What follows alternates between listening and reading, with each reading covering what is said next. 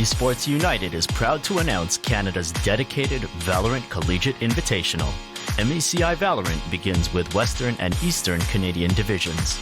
Tune in on July 23rd and 24th for our West Division qualifiers and July 30th and 31st for the East Division. Find our socials at linktree/mesportsunited to stay up to date with more MECI news.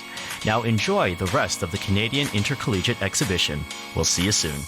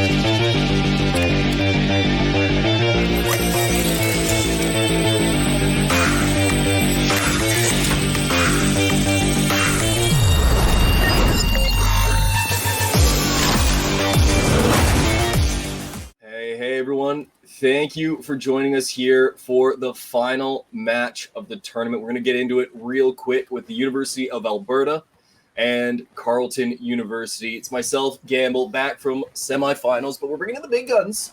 We're bringing in the big famous YouTuber man, guy who's doing 100 hours of Valorant on Twitch, video coming soon. Sure. King BL joining us, local great player here to BC, but no BC in the tournament anymore as they drop the University of Alberta. But hey, King BL, how you doing today?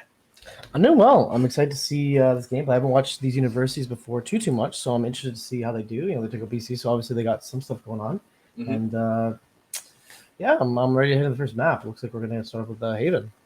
We do have Haven coming out. I'm interested to see what we get out of Carleton on Haven as we did see them end up going to overtime 14-12 on that map against Charlotte.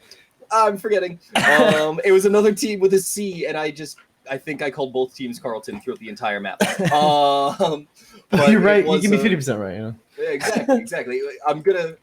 Broken clock, right twice a day, all that fun stuff. But we'll be getting into this one in just a moment. We've got all of the players here. A couple of them, for some reason, are going to be observers. And with the way that Carleton and, oddly enough, the University of Alberta have been talking about this match, some of the UA players might just be observers. They might just get run over. Carleton, very confident in themselves, and Alberta early on a little bit down on themselves. How does that make you feel when a team comes into it almost kind of I don't want to say giving up, but being scared of the opposition? I mean, I think it could be like a mind game, but if it's not a mind game, it's definitely just a minutes of defeat, which is scary, but it could be a big mind game. We don't know. Maybe these players know each other pretty well. They obviously never heard of each other. I think we have some Radiant players in here, which means top of the top. So they definitely seen each other, sometime before, heard of each other. So, they might have some inside info on who they're going to play. I think I'm seeing in chat they're mentioning, Faye Breach. Maybe that does sound pretty annoying to deal with on like certain maps, Fracture, attack set of maps. It's not fun. Breach is kind of hard to fight, especially with coordinated one. You know what I mean? Right. Yeah. You don't really get that in the solo queue environment. Even at those upper levels, I'm sure you've noticed there's still some ugliness when it comes to people owning a microphone that isn't Apple AirPods. No mic flashes. Exactly. But hey, you could set yourself up with a good microphone with one of our sponsors. You can look towards MSI or Memory Express for some of your computer needs. Check them out online, msi.com. Same with Memory Express. Same great stuff that way. And a quick thank you as well while we're here and waiting for these players to get out of the observer position, I guess. Thank you to the Canadian Intercollegiate Exhibition for putting this all together and allowing us to have this great best of 5 that's on the way. We're in for a long one. Yep. Best of 5. These do not end quickly. Even if it's a 3-0, it's they take a moment. Yeah, it's going to be interesting to see, especially with the overtime you mentioned. We could see a couple overtime gameplay, so that might be good time. I mean, it looks like we're starting Haven. I don't know if that's I see in chat they're talking about different maps, but I think with Haven it's a bit of a go back and forth. It seems that like a lot of people it really depends on team comp at the end of the day. Like it can be attack favored, defender favored. It usually people say attack because 3 sites, but it really helps. Team being comps, able to plant. Yeah. Oh, absolutely, yeah. But like with certain comps, you can kind of change that a little bit. And with these high level of these 5 stack players, you can definitely set up to make that deficit a little better for you, especially whatever side you're playing on. What would you look for in a defensive Haven comp that still doesn't just completely sacrifice offense? Where's that line? I think having like a Cypher, you know, how Cypher kind of can shut down C and Garage pretty well. Chamber as well is a really good character. You know, just the op is just Cypher in general, unbeatable. or Cypher in general, Chamber in general. KO is pretty good too. You can definitely stop a lot of the pushes because a lot of times you can see Jet push on there. Maybe a risky neon play, Raze even. You can kind of slow that down for your team. And even with that one spot right before you get into A, because obviously A is kind of hard to like, you know, retake, but you can often shut down the plant long enough to get someone to come flank with like a KO molly, a Sova arrow, you know, something to kind of slow them down from planting there. You kind of play around that. We've seen sometimes at certain levels they've seen that, but it's definitely a team effort. You need to kind of stop that that overtake on A. Right. So you think that A is kind of one of the weaker spots of a defensive composition? Yeah, I think it's a little hard to retake it. You basically forced to flank a lot of the time because you sit at the door, you wait. They smoke it off, you wait. They smoke it off, you wait. You're like, bro, there's so many angles to check too. It's a very mind-numbing game, I think, sometimes on that. So we see a lot of teams flank, but then obviously they know you're going to flank, so it becomes like a weird thing where you have to kind of slow them enough that the flank becomes worth it, you know? Right. So it's a very stand your ground position that you need to have for your A defenders to be able to make this work. You know, to be able to not be forced into an awful retake. You know, as you're saying, getting smoked off from the door is bad, but it's not like the secondary option from CT is very good either. Dropping out of heaven is such a risk. You're so many angles are open, so it's definitely scary. I think we're finally the teams together. It looks like. I think we are set up now. We do have UA over on the attacking side, and we've got CU sitting on the defender's side, University of Alberta and the Carleton University. For those of you that aren't sure who's going to be in the match, you know, now you know the schools, now you know where to go to get the best Valorant practice, and also grab a business degree. I don't know. Options. I think you can have fun there. You know, play a couple games, get a business degree. Just you never know. It's a fun university show. I'm sure they offer other things, but we are getting the R's out of the teams. We're going to get to see the comps. And I'd love to hear your breakdown from it. I'll give kind of the surface level stuff, but you're always going to be the one between us that's going to have a little bit better of a grasp. You're the Metafy coach, not me.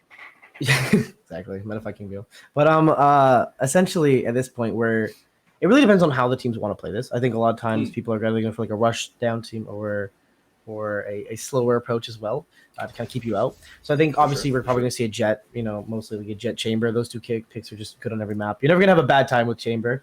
There was a mention of looks like actually we're seeing maybe an Astra potentially. Chamber's there.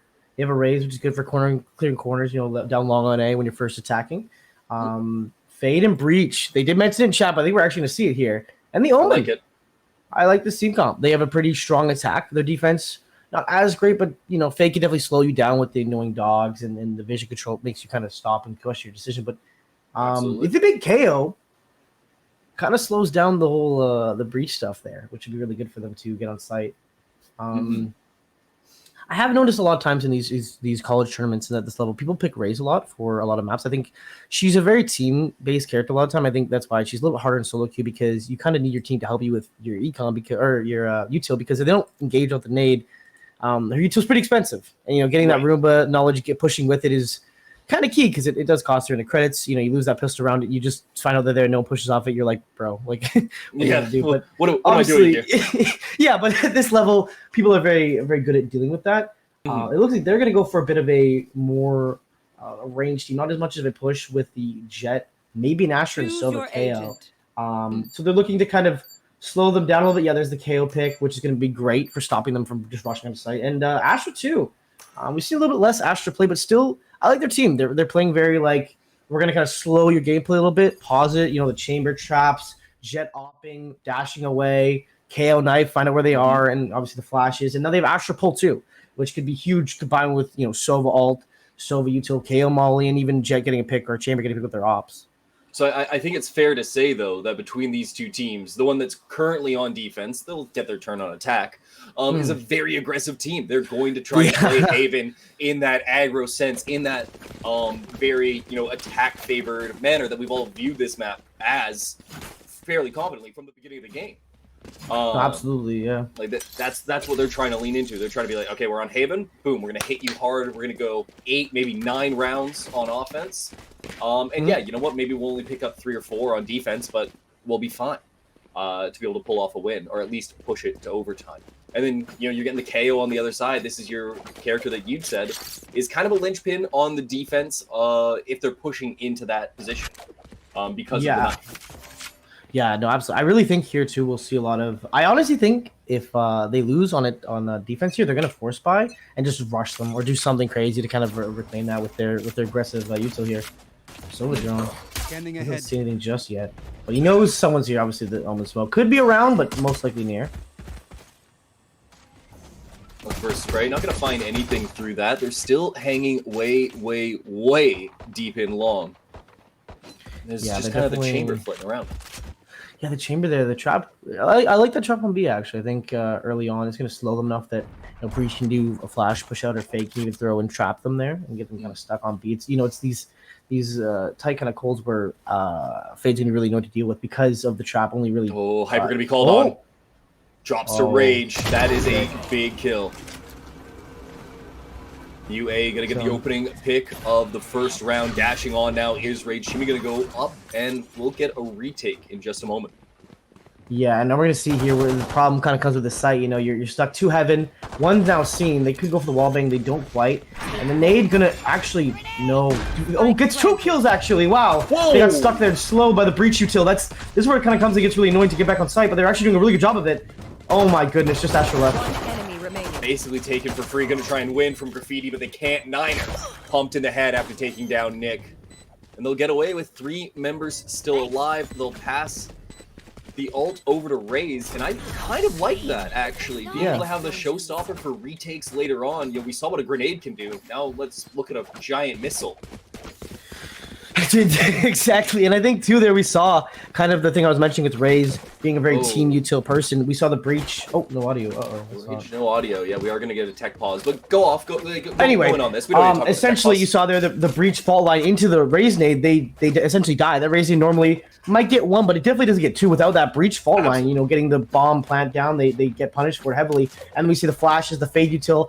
The thing about this team is they're very good at attacking, but also retaking is their strength. They just gave up sight. They knew what they had to do, and I think that's what we're going to see a lot of times. They're not going to really hold sights. They're just going to back off and just rush back in using breach and fade to kind of retake everything. It's going to be really annoying to deal with.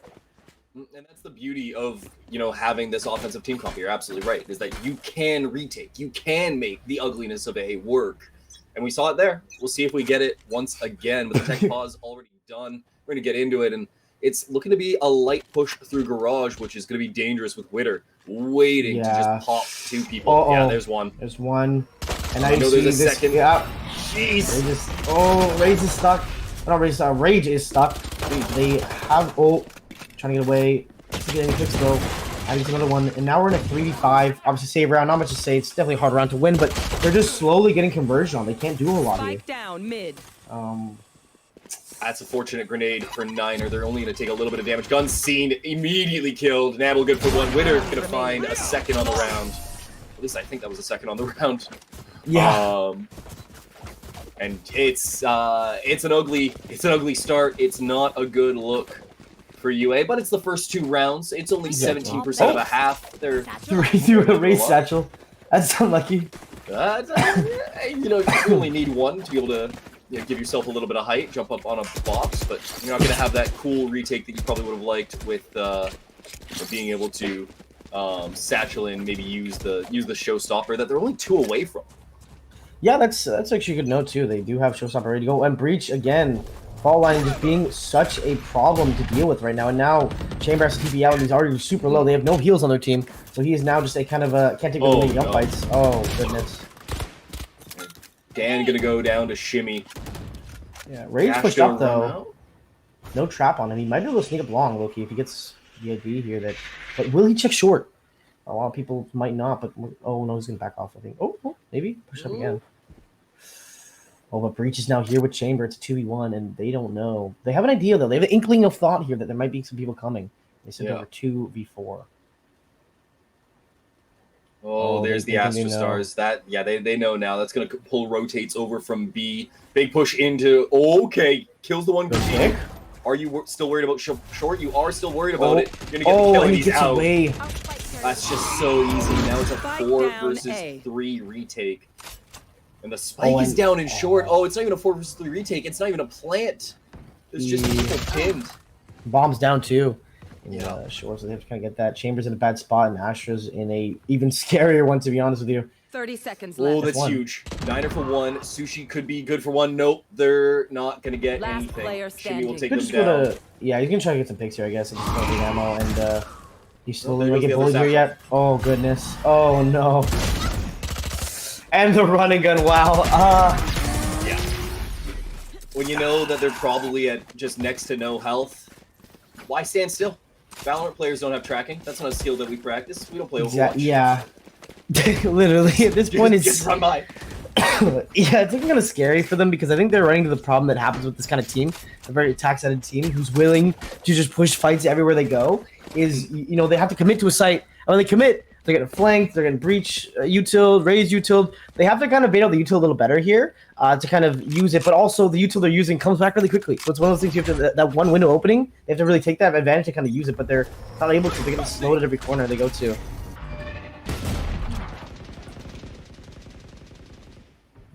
It looks like they're gonna go for an A peak here, but I don't know if this is too good with breach and chamber waiting for you with double ADS vandals. Would be a little scary to push. But they're playing slow here, which is good. You know, getting some info. Oh, they're gonna see Raze.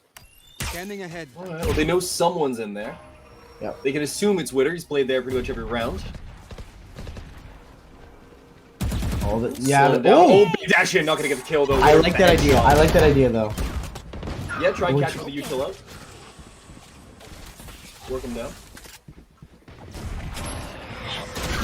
So right there, Judge goes to the. Oh, wait. We're seeing. Oh, Witter. Not able to pick him. Oh, this is 2v2. It's possible. This is really doable. Oh, Nick gonna get a big swing, but Yeah. he loses it. The 1v1. Player standing. Where legends are One made right now. 8 enemy HP. Can he clutch this? They're both circling around each other. They don't know. Ring around the Rosie. Any shot to the chest Oh. will kill either of these players. Oh, That's huge. big clutch. And you know what? The headshot there too. I think it might have just been 140 range, but still, as you mentioned, one shot would have killed. Still smart though, and good to him to hit the headshot if it was needed. And great pick there. Didn't use the arrow, which is smart. Didn't give his location, so it was just kind of a weird game of kind of walk around until one person stops and they take the fight. So came on top. Good round for them. It was a bit of a scary round. You know, we started the jet kind of dash in there, looked a little like I just want to get to you. I'm having trouble getting to you. I think the Stinger was a good option there, but unfortunately couldn't make use of it. But they turned it around, honestly. Yeah, you know, it was. We can both go. Yeah, the result of what was done there was not good. That's a huge pick. The result of what Really was done in big. Garage wasn't that great, but the idea was something that we can get behind. Oh, Neville! Okay, 3 on 3. Wow, they Okay. bring this back. Yeah, it's And it's the breach and the fade gone, which feel to be linchpins of retakes for this team. yeah. If they get rid of Fade, Fade is such a annoying character to deal with on attack, and so getting rid of her is huge. But they're pushing into potentially a chamber. Oh, but chamber. Oh, still inside of it barely. Can he get one before the long wait? If he doesn't get it, oh no.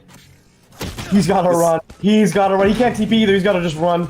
This is why you pick KO to be able to shut down Chamber. Exactly. I don't think that KO is that great of an agent. They're pretty good, don't get me wrong. They have their maps, and I think that Haven could be one of them. But with how good they are against Chamber, it's a reason in and of itself to pick them. And, Player standing. That's no, I agree.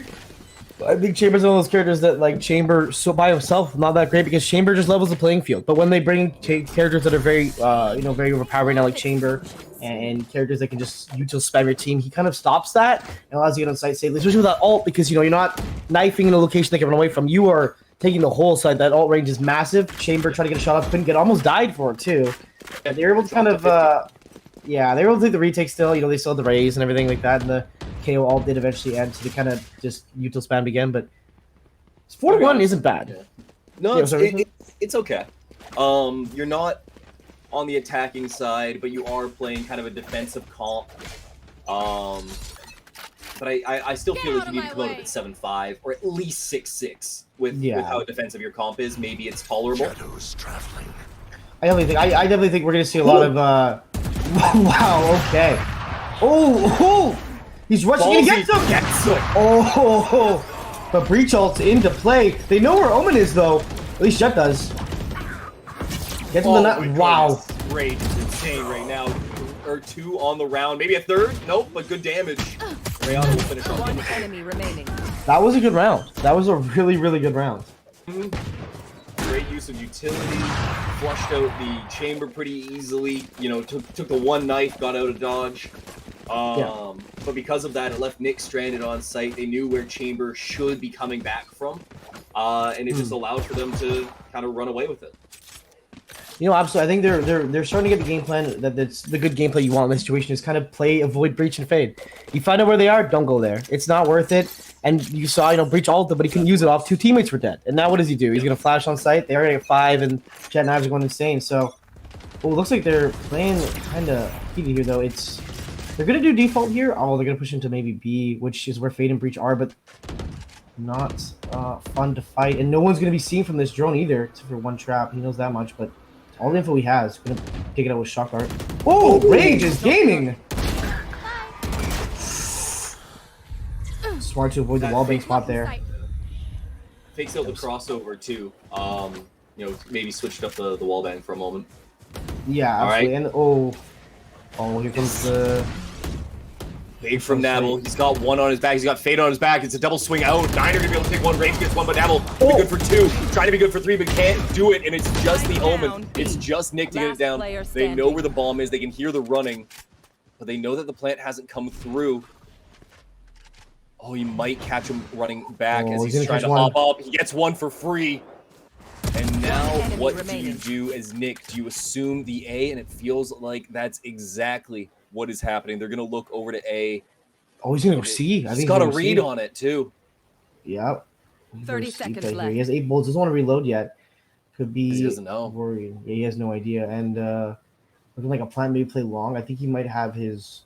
He's got his ult right now. He's got his trademark there. To. Yeah. Okay.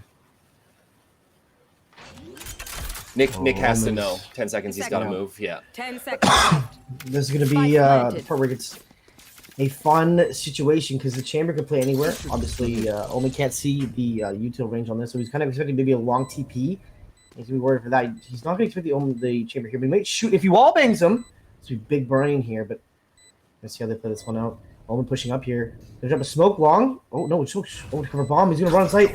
Oh, great awareness. Yeah. There's a phenomenal understanding of what's going on. You smoke that bomb, and it's like, okay, well, now I know I'm taking shots from long, at worst. Yeah. Or at best. At worst, they're standing right there. So I just clear that one side, and I move on with my life. I think a lot of people might, smoke long, but smoking off long doesn't cover bomb. Garage still open. Smoking off just the bomb allows you to kind of turtle yourself for a second and clear the angles before you do. And he did that, and it paid off in dividends there. He was able to kind of bait the chamber to peek out. The chamber's like, I want to stop you from getting smoked. Once you're in there, it's a really scary. We saw with that EU tournament. It's very annoying to risk shooting 30 shots, you don't hit any, or you don't hit enough, and you get the defuse. And you look like you're getting clipped. That's everyone over on Twitter. You want to be that guy. You want to play? Let's play. Breach to slow things down immediately. Just cut out an A push, but drone's still gonna get used. It should spot chamber. No, it won't. That reduced time that you get from the Sova drone just kind of costs them. Oh, I like that a lot. The KO said, I'm not going to shoot you. I'm going to knife you because I know you can't get away then. And you're obviously in a really weird spot because you're playing chamber. So because Jet is very low, so Jet's going to look for just probably a trade or play back to the team here. Ooh. And the Raise Nade, along with the Fade Trap, is going to be very good to deal with it. Luckily, no one gets caught. So get away safely, but still, it's hard to plant the bomb here. It's a very scary position. Oh, the Fade ult, we're seeing it. Uh-oh. Spike planted.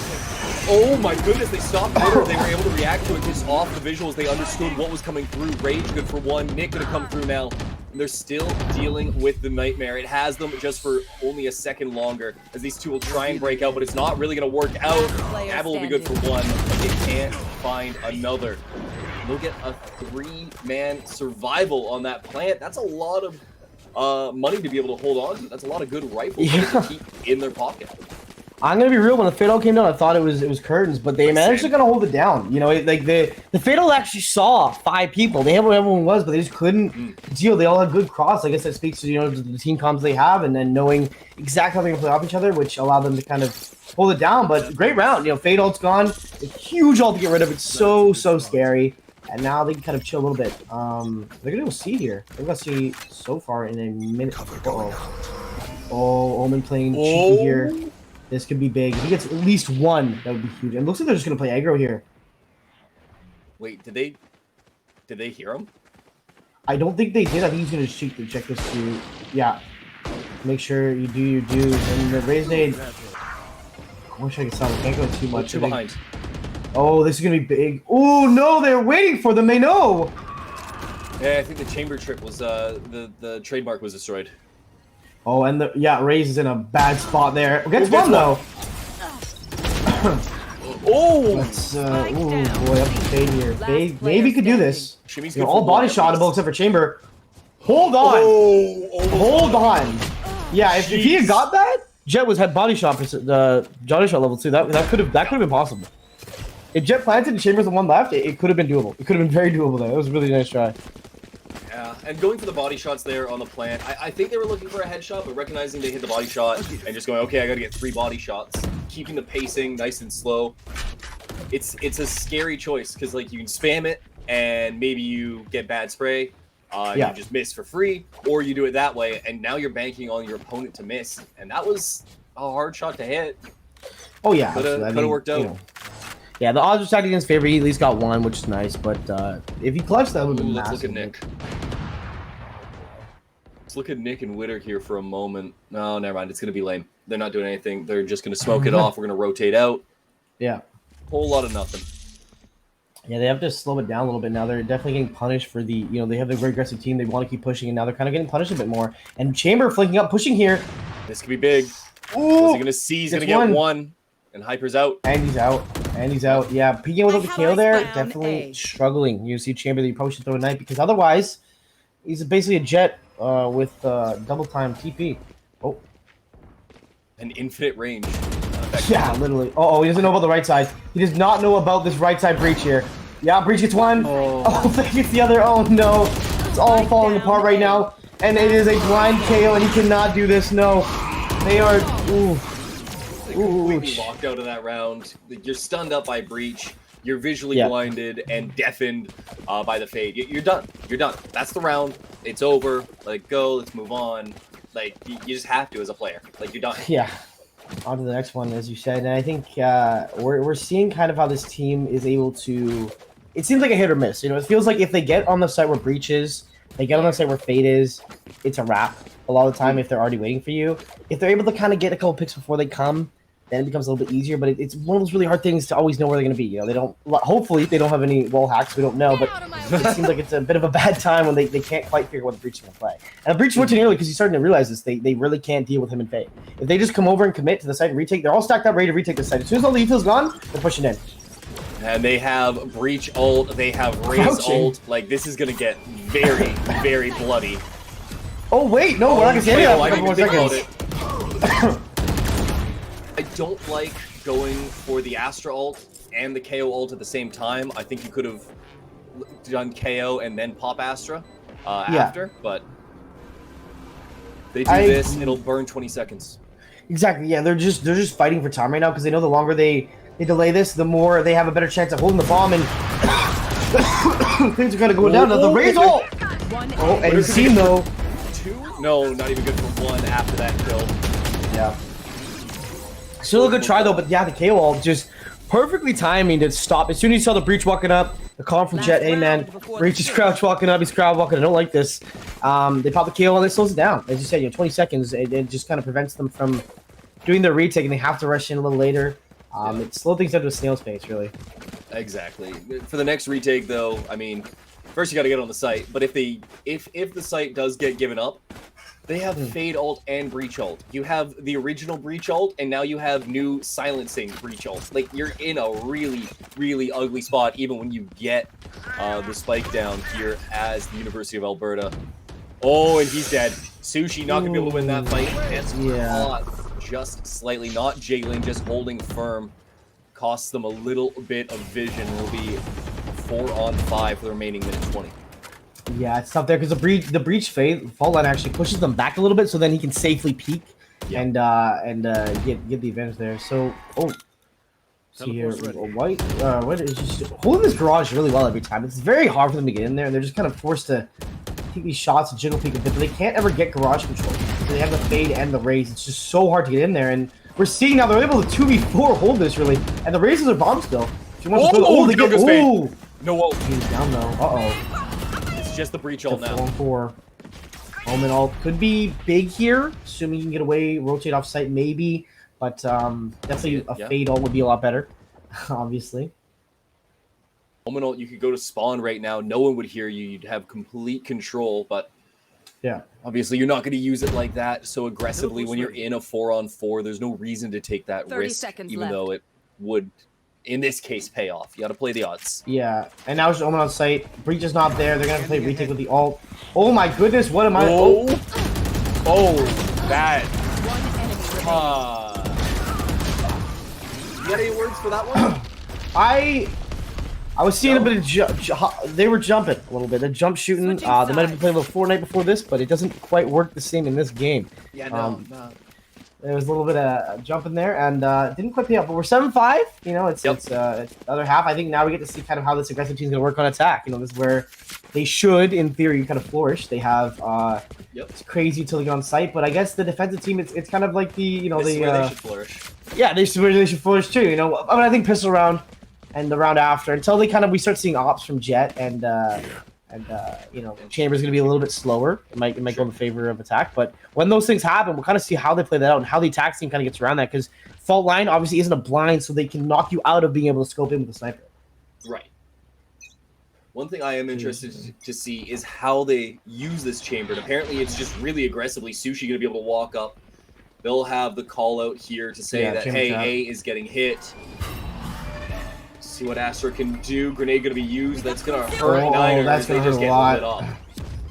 They are lit up, no heals in sight, and Sushi lost his yeah. made it out, and now the scramble is going to happen. But look at this push from Astra. Niner is actually going to gain a lot of ground. In return, they're going to get picked. He is being held, and he does not know it. He is gonna pull out his yeah. Just off the head. Yeah, that's a definite sad moment there. You know, Ashton's already low, but it didn't matter. I'm pretty sure it was a headshot either way. But Look at the hold call, that. Now they too. they're going back to A. Love It that, looks like yeah. Cut that's noise, really go really back smart. Yeah, all see. They're definitely going to have to.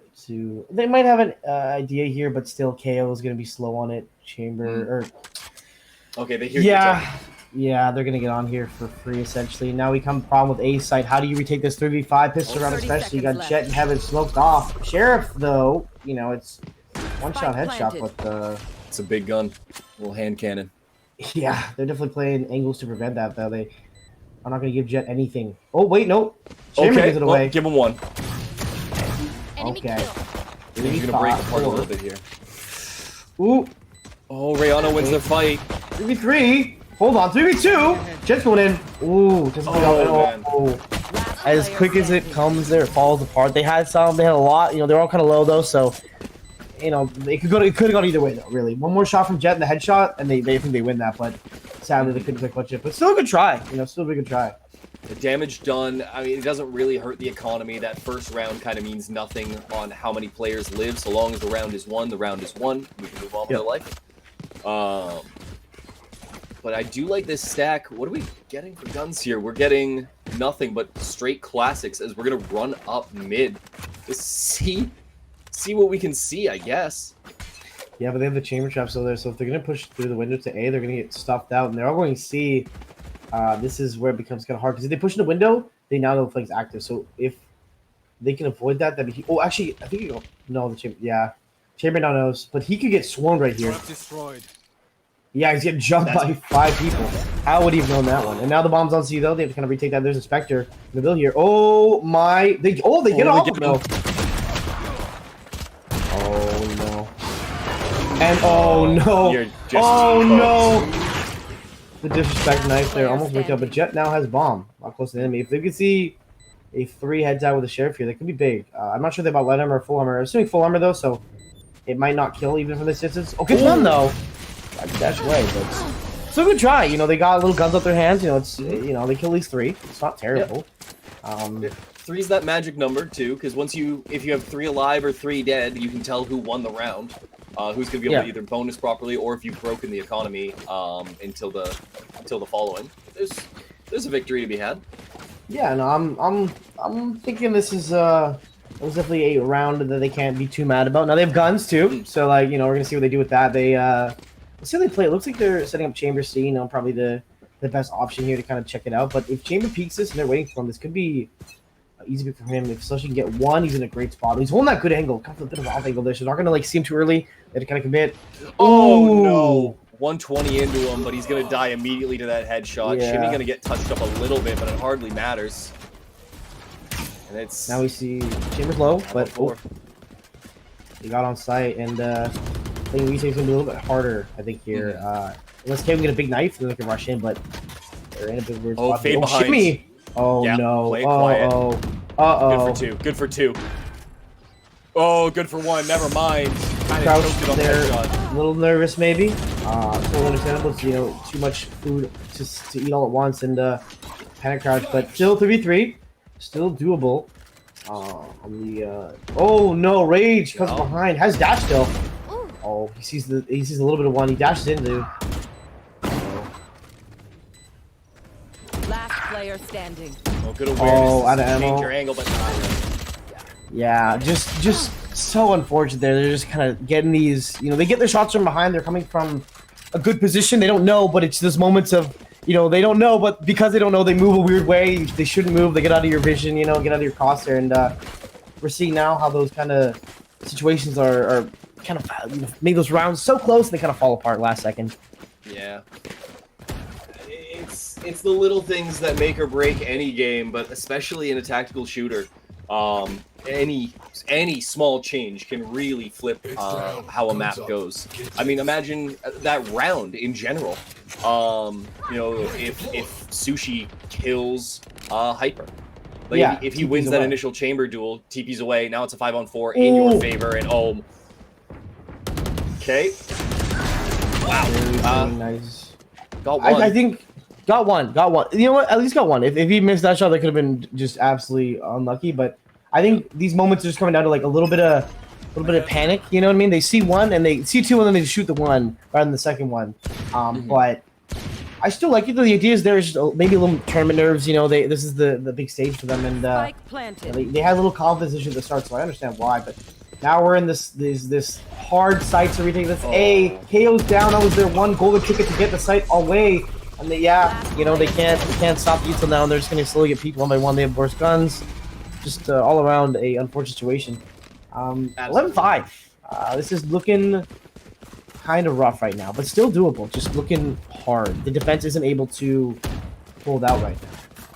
The one thing that you can look to right now is this round right here. This is where they need to put on a stalwart defense. They can start, building an economy. They can start building some rounds, give themselves anything to work with. But it has to start on this round, because if it doesn't start on this round, it's 12-5 and we're done here. You want Absolutely. to play? And Let's play. the chamber all come out. Oh, this Astra is dead here. Astra's so dead. Yeah. What do you do? There's just, oh my goodness. Yeah, it's Rage though. Okay. One. For one. Looking possible. Steps in the smoke. Smart. Doesn't shoot it either, but the dog knows. The dogs always know. And now Jet is scared in garage. Alone and afraid. Jet has to kind of play this very scared because they could be anywhere. We have no comms where they are. No, they're on C, but still Jet's scared.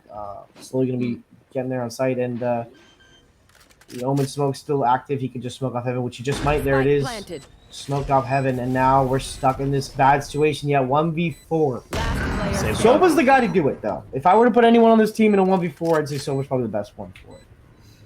Given the util, but Right. I think you Chamber- just have to hold. yeah, maybe save. Eesh. Yeah.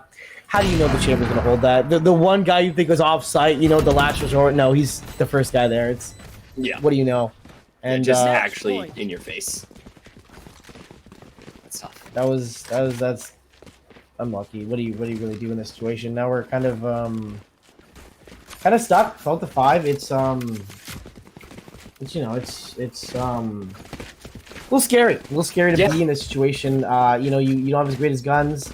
We're pulling up the Bulldogs. We're getting to that point where we're desperate. Chambers have Gunnies as his sheriff, and so the team has an op now. They're looking really good. Breach ult, fade util. You can tell the fade is ult, but Omen does. He's up in heaven already. They have no one there. This is looking scary. Oh no! Hey guys, Takes all site's damage. empty. Yeah, Like they're fighting ghosts right now, but they're about to read the real thing in a second. They're playing retake, but Omen is not in heaven anymore. They're kind of scared to go up there, and Omen's gonna smoke it off. It's gonna waste a little bit of their time. Chambers is looking for here. oh, shimmy good for 1. Oh, shimmy good for 3. Ult is popped, and that's gonna be the last member getting popped. Tough spot. 13-5 in favor of Carleton University, and I hope that was Carleton's map pick, because if that's University of Alberta's map pick, it's not going to go long. Yeah, it's looking scary. I think that's the thing. You know, I mentioned about the whole. They have such an attack team. Yeah, Oh, sorry, go on. yes. Yeah, the thing is, they have such an aggressive team, and at the end of the day, you know, this game is confidence. All real video games are at the end of the day a test of confidence, and they have the fade and breach. You know, on defense, they're playing offense with extra steps, and offense, they're playing offense with offense steps. So they were just always on the offense. And if you're the confident aggressor in games like these, you're going to end up winning because they have to adapt to you. You're kind of forcing your game plan then on them, and it just looked like they couldn't deal. And the econ was in their favor. I think maybe they started defense first. It might have been a little better because, you know, you get the jet opping there, you get the chamber opping as well. Switch those up a little bit. But, you know, yeah, they just couldn't really deal with the util. I think, you know, it's one of those things where the characters are so annoying. You're going to have to play a little back respect to util. But if you give them too much respect, you can't take sight. So they couldn't really find that balance. They found it a few times, but at the end of the day, they weren't able to always avoid the breach and fade. Those are two characters that don't have to play together. So it's like, they could be anywhere. And when they were there, they lost. And when they pushed together, they lost, you know? Yeah. We're going to talk more about that in a bit. We're going to go to a short break. Don't go anywhere. Leave the tab open. Maybe grab yourself a drink, grab yourself a little bit of food. But until then, we'll be right here waiting for you with Map 2 in just, a short time. We'll see you then.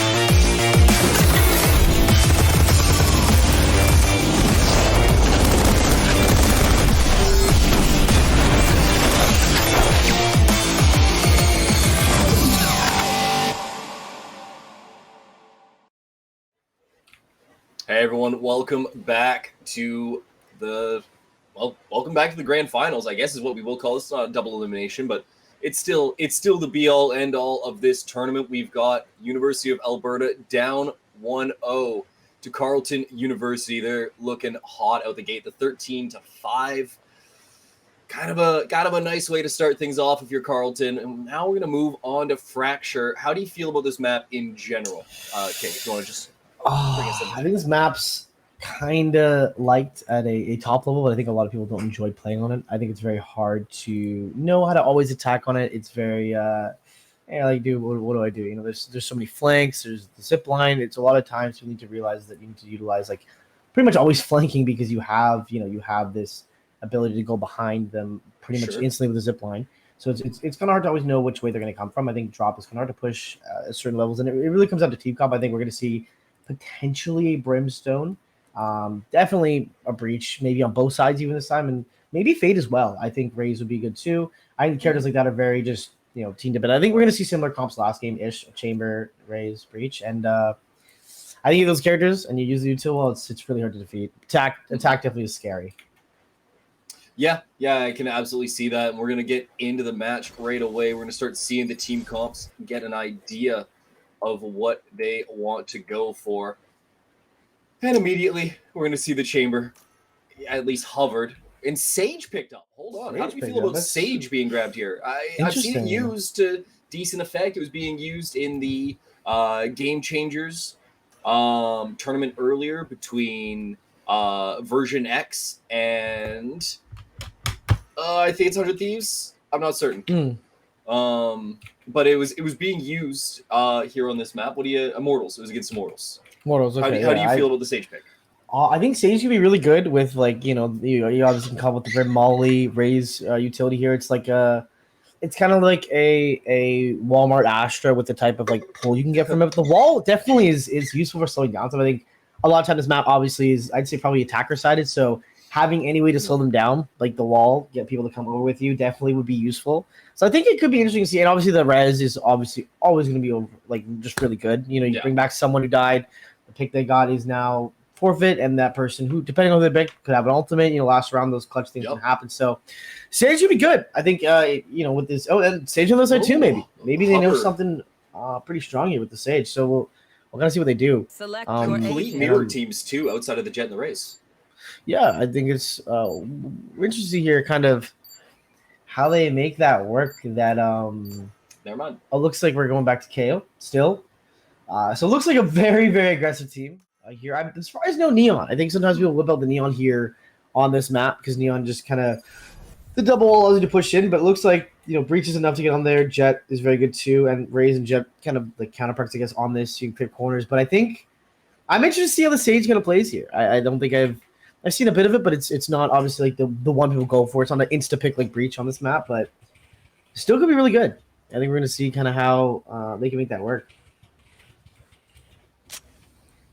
It's going to be interesting no matter what the team composition is, but I do always like a nice mirror match, personally. You know, just straying away from your point for the most part. Just want to throw that out there. But when it comes to this aggro team, it's interesting that they are aggro in this way without the Neon. You know, let's go back to that actually for a moment, because the KO facilitates the Neon quite nicely. Brim being able to double or even triple smoke is extremely dangerous. Breach being able to throw down the fault line to be able to try and push people away from the position that Neon's going to be able to drop or like pump the walls.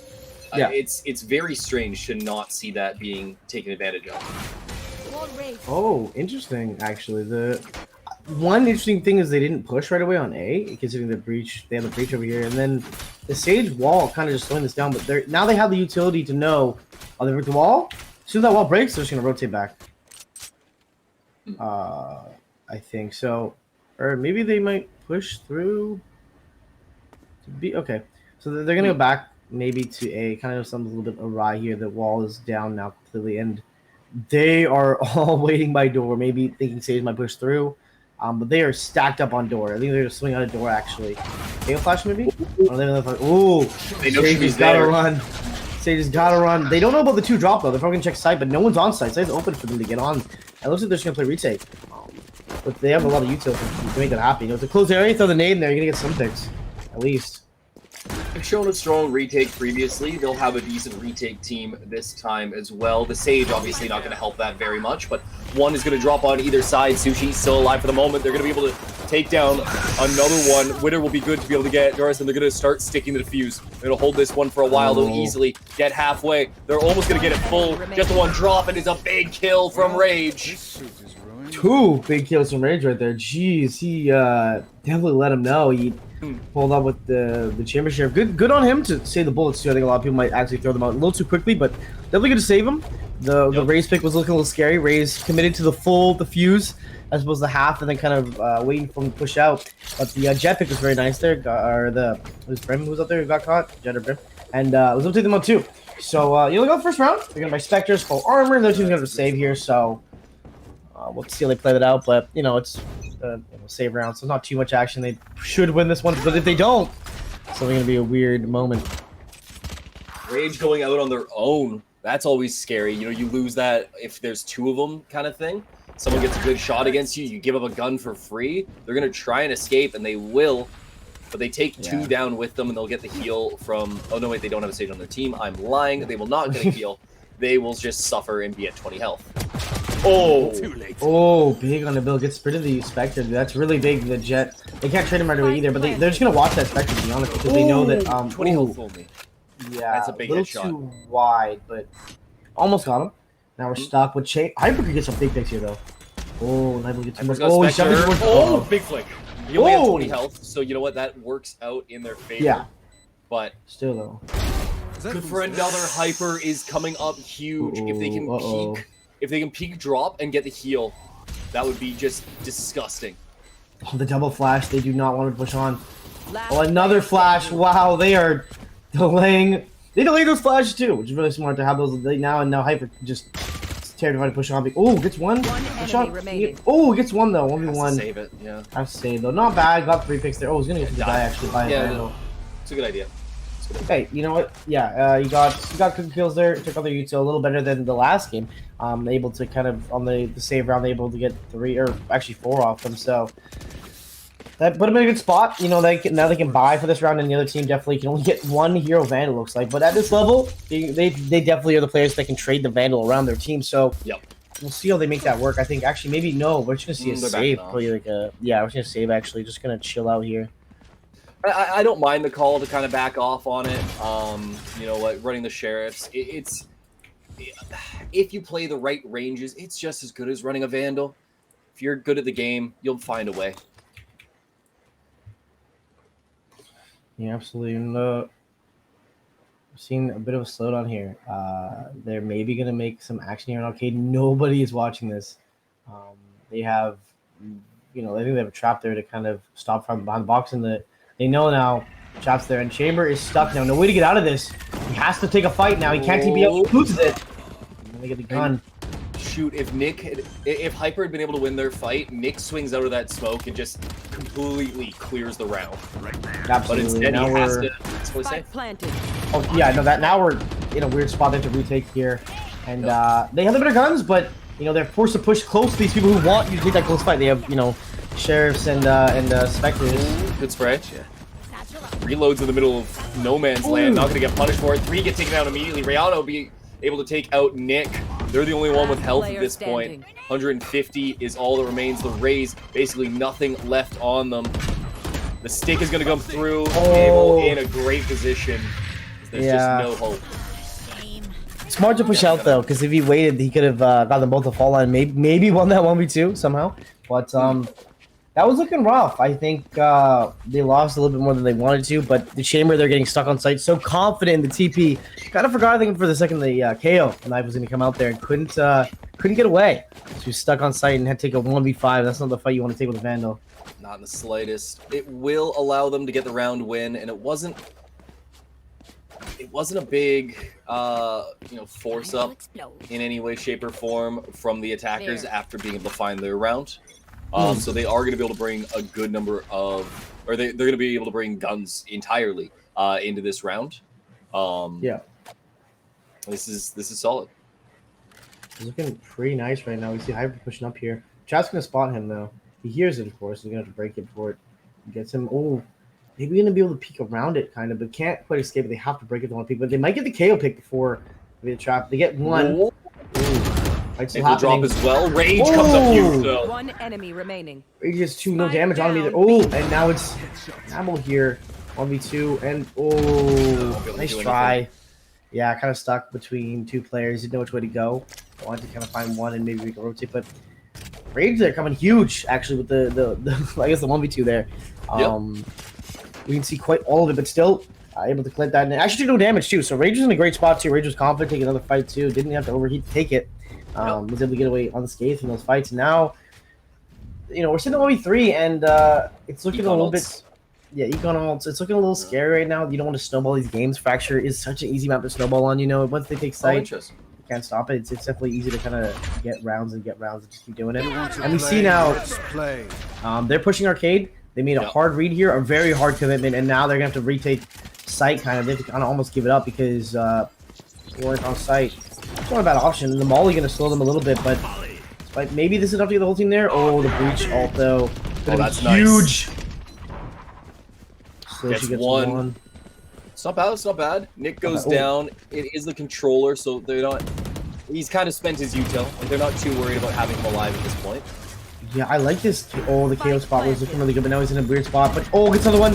Oh, just barely able to get away from the wallbang spot, but Rage. Whoa! Hold on here. Going 3. Can't hit the shot. Yeah. Harris is going to be able to take down Hyper, and now it's just a 2-on-2, one more go around. Shimmy knows where the last one should be. Swinging a little bit early, trying to spray him down, not going to be able to spray way off the mark, but that's what happens when Flashed out like that. Yeah, what do you do there? Flashed out, but it was looking good for a bit there. The KO spot, he was in a weird, funny spot, but Breach forced him out of the corner. I think Breach and Raze, the same team, is just so scary to force people out of spots. Although they don't have it, it's very hard to sit in angles here on the faction, but it's looking good. I like the commitment to push one way. I think that's what they're doing now. Is they're kind of figuring where they are, taking 2 or 3 people and just trying to push to find a pick early on. I think that's what you really have to do with this map when you're down. Is just push, drop, push, arcade, push a certain way to see if you can find that one guy lurking, and if you can get him down, he's usually alone. Maybe there's one more, but it's really about trying to get those picks from the flank because the whole map is just really playing the whole game. You can see they're splitting up now, and Ray's in a good spot here actually on that box. I like that, but sadly no one's there. They put a lot of focus on arcade, but they're not getting rewarded for it, to be honest, yet. They are getting rewarded with the information, though. There's a level of understanding that they now have of the map as a whole because of this. And because they know that there's a little bit of a hit from A, they're going to be able to get this flank going, and there's going to be 3 that are completely pinned inside of Dish after this trip gets broken. Oh, they're going to brimsmoke it. Oh, no, they're destroying it. Okay. No, they just push. Okay. They just run in there. They want to pinch the 3. They want this, oh my, Kuiper gaming right now. Yeah. Not 2 though. Still absolute soldier death there. Absolute W. And that was 2v4. Force push on the site from the only place they can. They know where they are. They can just sandwich them here with util.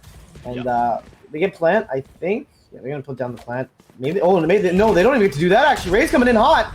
The ult and the shot. Wow. They said no planting today, sir. Not having any of that. Yeah, the moment that the spike was tapped, a bunch of util gets used, stops the round, stops the 300 creds to everyone on the team. And you know what? That's what the ultimates are for. Some people can look at it and be like, you didn't use a Raze ult, there was only 2 people. Yeah, but I don't know if I guarantee myself the round if I don't pop that Raze ult. They use it, exactly. They get a kill on the follow-up from Breach's utility, and they've tied it. It's 3 apiece. Yeah, there's really no such thing as overkill, honestly, unless you're using like a KJ ult in a 1v1, and you don't need to. But you want to make sure you secure the round. We've seen miracles happen 1v4s, 1v5s even. You want to make sure you don't end up in a YouTube clip. Ray's gonna. Ooh, great time delay. on that wall. Yeah. Oh no. Oh wow.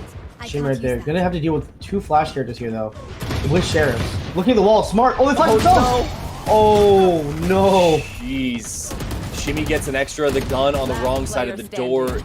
Just completely stuck there is Dornos. He's gonna be able to be good for 2. Hold on. Oh no! The gun was out in time. He was able to get a shot, but he just didn't hit, and Nick did. 4-3 now in favor of Felton.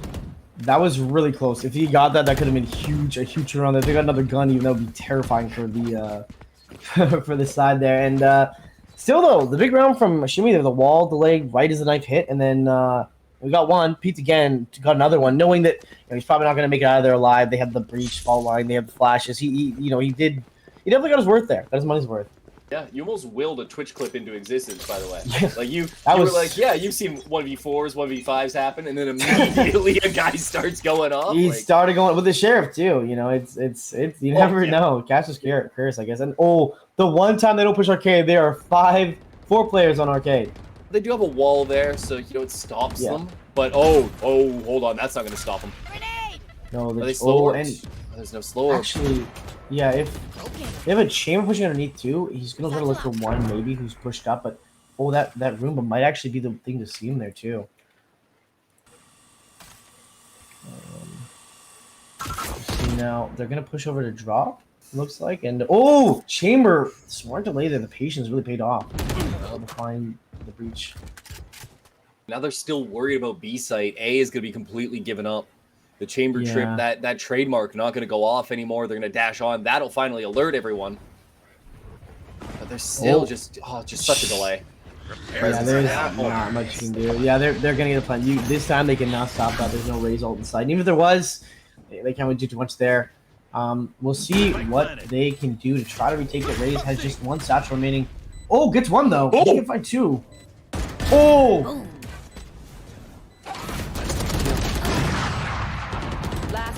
Standing. No one will peek. We're playing Crossfires. Yeah. They're not. No one's getting aggressive here. They need this round more than anything. Tied up, make it even, and they're not going to risk an ego peek here. So Rays can just try to get exits here if they decide to actually push, but I think it's unlikely that they do. Yeah, they're just going to run away here. Rays going to be left, unfortunately, saving this Vandal. Not able to find anything. Leaving Raze with the 1 gun is fine when you get to keep 3 of your own. You'll be able to buy for you're stupid. Okay, they picked All the that. op, but, like, Oh, I thought it was just a skin. The op. You know what? I'm fair enough. That okay. op. Yeah. Okay. I thought it was just a skin. I was like, hold on. There's Yeah. no way you almost risked your life for that, but I understand it. I That's understand the fine skin now. there. That's fine now. Yeah. I was gonna lose my mind if they touched the explosion. I would have actually just broke down. That would have been a need a Twitch clip. drop. That would have been a really unfortunate Twitch clip, but a Twitch clip nonetheless. Yeah, not the kind of things we're trying to encourage. Don't try this at home. You're gonna pop Yeah, ults is there- on either side, and do you push solo? Do you just try and run it into sand? You do. We're gonna go into sand. We're yeah. gonna keep trying to push people down. Sushi getting good for 2. Take them out early, and the remaining 3 will try and push in from. I guess we call this CT. It's also mid in a sense. Yeah. Valorant maps are so uniquely designed. Where do you swing mid on Oh, you frags? see shoulder. Oh, Oh! no. They have 2 Oh, ops here though. Player standing. Ooh. Not good for it. And now Nick is gonna have their turn to satchel over and try and save the op. Except no satchels, and This game could go crazy, you know, for the run here, but uh-oh. Looks like this time they might maybe push up. Maybe use 4v. They can risk 1. They can risk 1. They might risk the 1 first one if they are going to do that. Yeah. And the wide swing 2. Just great position there. Great idea there to flash. And they one swings close, one swings wide. It's welcome to Valorant. We don't have tracking. unlucky. Again. Yeah, it's definitely unlucky. So now I think we're going to see kind of a weird buy here. Some people can afford, some people can. There's going to, as a team, save. Maybe just light armor Vandal looks like for some of them. A little confusing on the option here. I mean, it could work. It could definitely work. You know, a little bit of energy to try that light armor every round. Yeah. Work. The big thing is that if you're gonna do this, you need to win. You need to save the gun. Because that gun is where all of the value actually is. Winner. Oh, winner should have been good for at least 2. They'll get 1, and they'll have to be happy with it. I think the gun fell backwards, so their team will be able to recover it, but no one's coming through the right part of the map to be able to pick that up. Yeah, I think too. There, maybe a raise nade Roomba throw, just util spam and then shoot. You know, go for the crouch spray down because at least then you know they're gonna get caught as well if they turn to shoot you. They have to force run away and then fight. So. Yeah. But still, you know, gonna try. Maybe got a little saw too much, wanted too much. I couldn't quite have it all. Oh, Chambers Slipped in his own drool looking at that play. Yeah. Did you not? And at this point, they have the suppress here. This becomes very, very, very hard. Very, very hard. Oh no.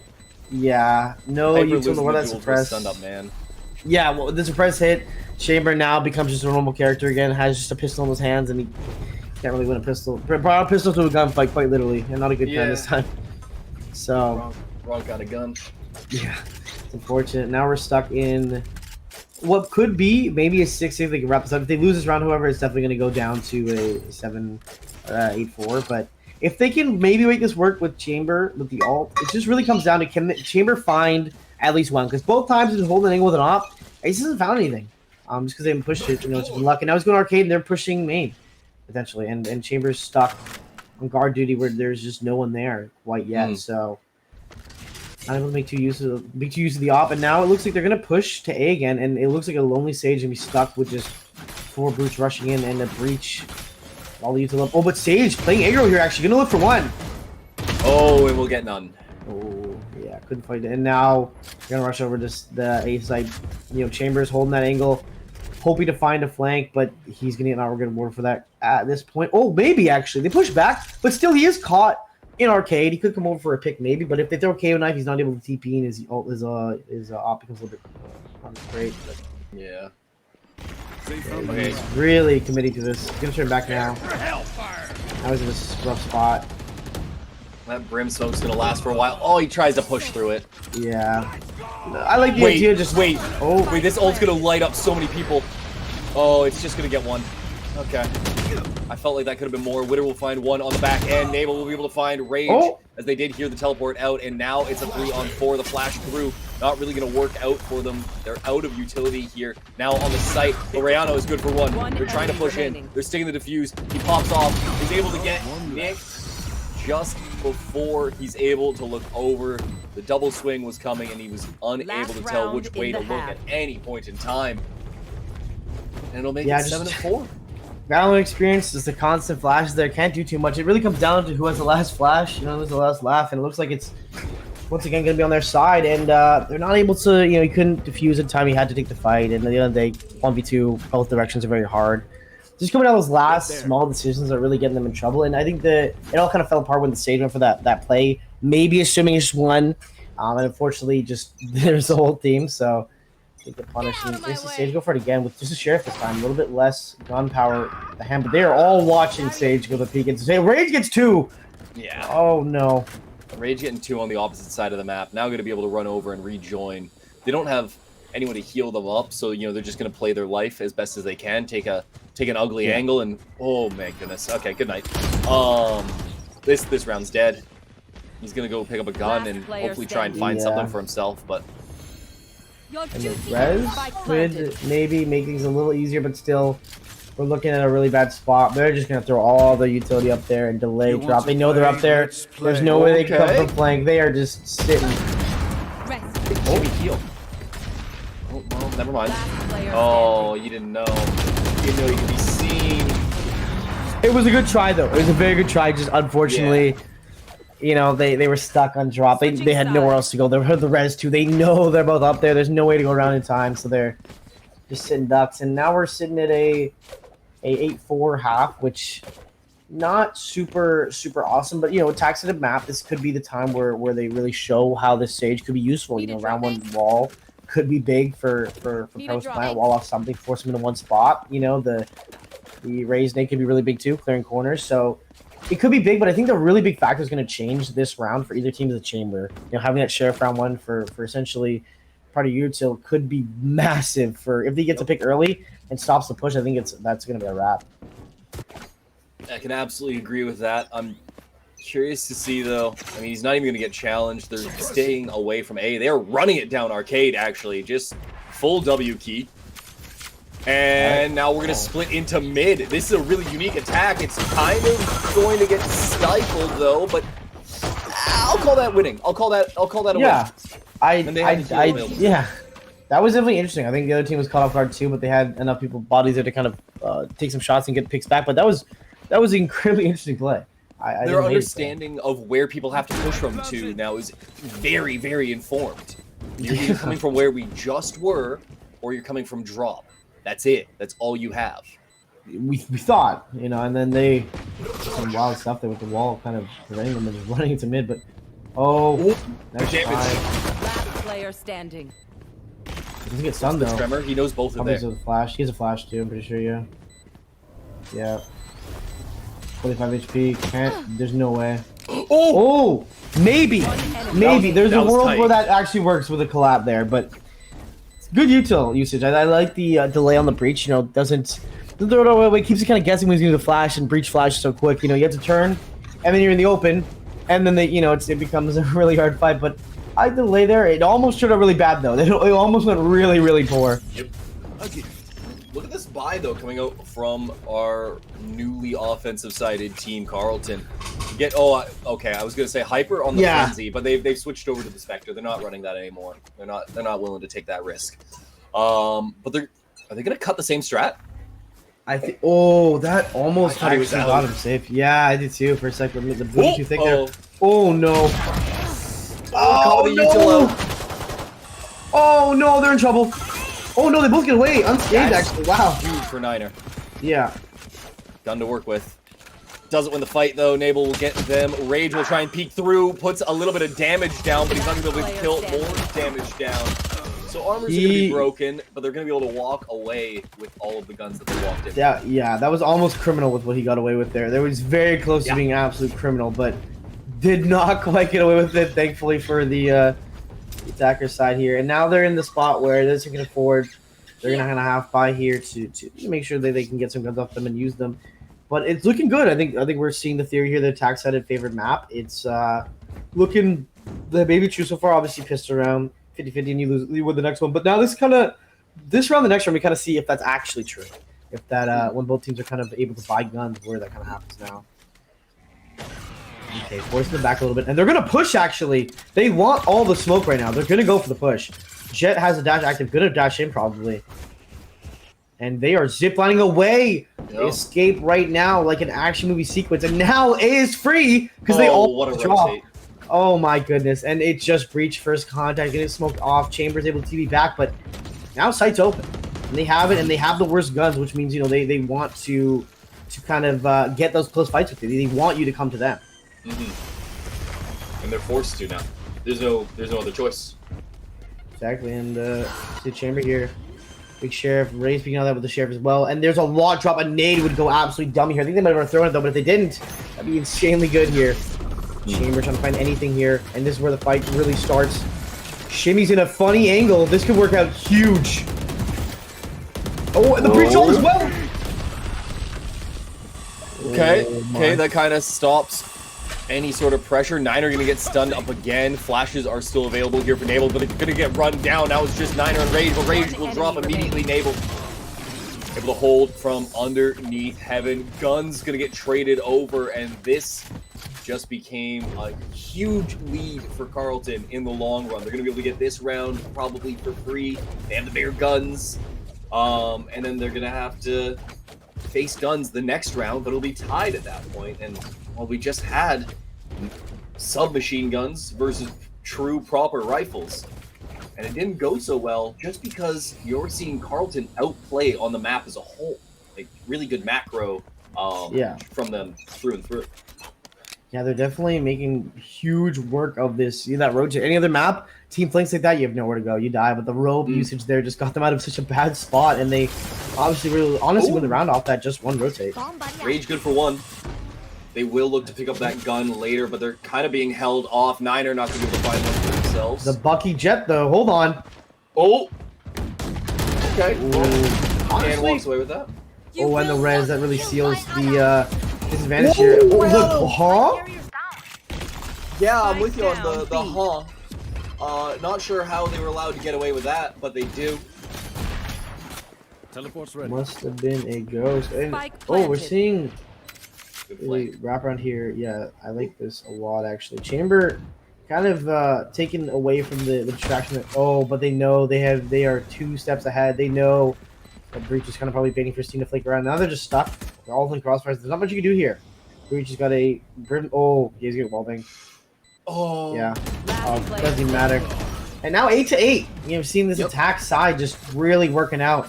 You know, there's not a lot you can do there. They're definitely getting punished heavily for giving up sides. I think this is the one time their aggression play style. This is probably the one map aside from like I guess Breeze 2 that would just the super aggressive play style might not actually work for the defense side the first time. You know, other maps, Haven, Rip Split, but those maps kind of help with the aggression. You can help the aggression lead, but this time they're not able to really, and they're struggling to kind of find an answer because they can't just run in anymore. It's not working out right now. They're going to be able to get a strong foothold here, though. Rage waiting for any of the utility. None of it being given away. Yeah. Interesting. Brimstone ult there actually finds nothing for themselves other than some ground to take. And this is that aggressive defense that you were worried about, is I guess how I'll phrase it. Wait, Dan. Dan, huge. Shimmy going to be able to clear him out, but I just I'm speechless for that one. Yeah, that was one of those plays where you're thinking 3v2, there's nobody lose, and then suddenly they do lose, and you're like, wait, what happened? Pause. Like, what? They have bad guns. Like, 2-on-2. No, this is full guns. Oh, well, Last guns. yeah, well, the Chamber was sheriffing. I mean, you know what I mean? Oh, sure. Yeah. I was like, there's no way they lose that. Ray? One enemy remaining. Oh, the flash too. Oh no. Yeah. That's unlucky Sage. Yeah, that was. After that flash, because Sage isn't pressing up forward, there's no real worry of Rayona losing that fight. Yeah. You know, if Shimmy's pushing close, a 90-degree turn away from the flash gets it away from their eyes. They'll have the weapon draw speed compared to Rayona. Like, they're going to be able to fire off first shot, and there's a chance. Rayona, if Shimmy decides to play defensively, is also safe. That was a win-win position because Shimmy didn't go balls to the wall crazy. Yeah. And Rayona clutched it around for the Let's team. play. that's a big swing that they needed. Exactly. Yeah, they could have got a little worse if there was a 1v1 because the chamber did the op. Maybe a little bit scary, but thankfully he's able to clutch the 1v2. And now we're in a spot where Breach is going to follow the other side. Looks like trying to figure where they're at. You know, Breach doesn't give you an info, so he's going to have to guess here. But oh, they're pushing out of here, and Brady. Nope. Yeah, him Brady. Oh no, they are rushing on 2v5. Everything's falling apart right now. They are in a bad spot. Chamber ult though has to kind of hope for the best here because if they push up, he's in a bad spot. Oh. All right, Rage. 5 5 bullets. Do it. Never mind. No.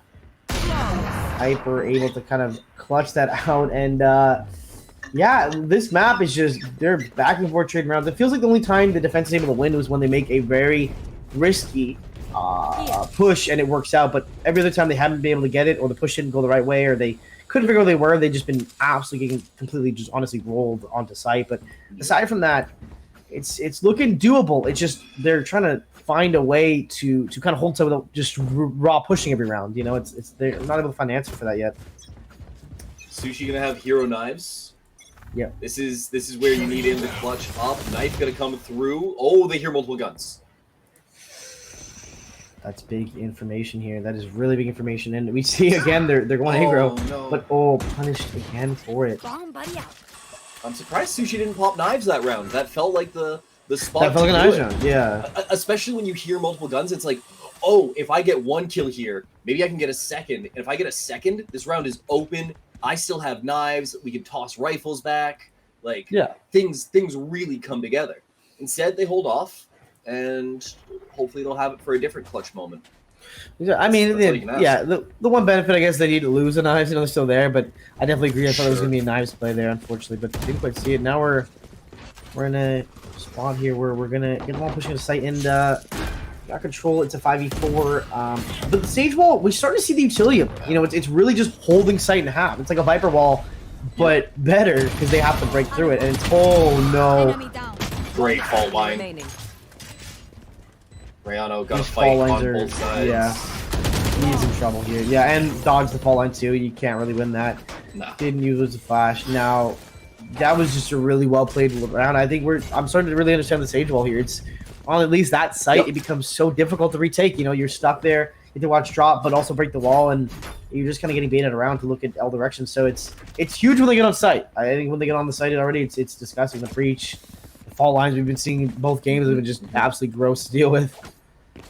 And if as the attacking team, as Carleton University, if you find out that people are pushing from drop themselves, now you've got Ray's grenade to be able to hold that off. Like you have so much follow-up in a 5-man hold of that site. It's honestly disgusting. And no, Rage, buddy, you needed that one. Oh, that was he really needed that. The crouch, I think, maybe threw off. What is Niner doing? Niner, don't. No, Niner, buddy. You're the one with the KO ult. You're the one who's supposed to be able to facilitate the retake, but instead they try and push forward, and they kind of, I mean, no pitcher's mound, but full toss. Spike planted. Yeah, that was maybe he didn't like 9 players in the game. Maybe want to change the number a little down. I don't know, but Slushy or Sushi not able to. Oh, Sushi able to. And the knives definitely that round, but definitely still didn't work out too well. And now we're just left with the breach. Breach gets 1. Breach gets 2 though. And we're just seeing how good this Sage on attack really is. It's just allowing them sight. They're getting these picks. The op hasn't worked out right for Rage both times. Both times he needed it, it wasn't there. But yeah, it's the right spot to take the timeout. Yeah. Oh no, wait, no, it isn't. No, this isn't your gun round, but it's the one before. But I guess this is where you need to come up with a tactic. And it's what do you even do with these? Like you have good ults. You have 2 very, very good retake ults in that of KO and Breach. And then your follow-up with a Brim ult off the Breach ult can be absolutely disgusting. Yeah. So I think, in this position, need to be willing to give up sight. But I want to hear what you have to say on what do you do in this position to be able to win as the defense.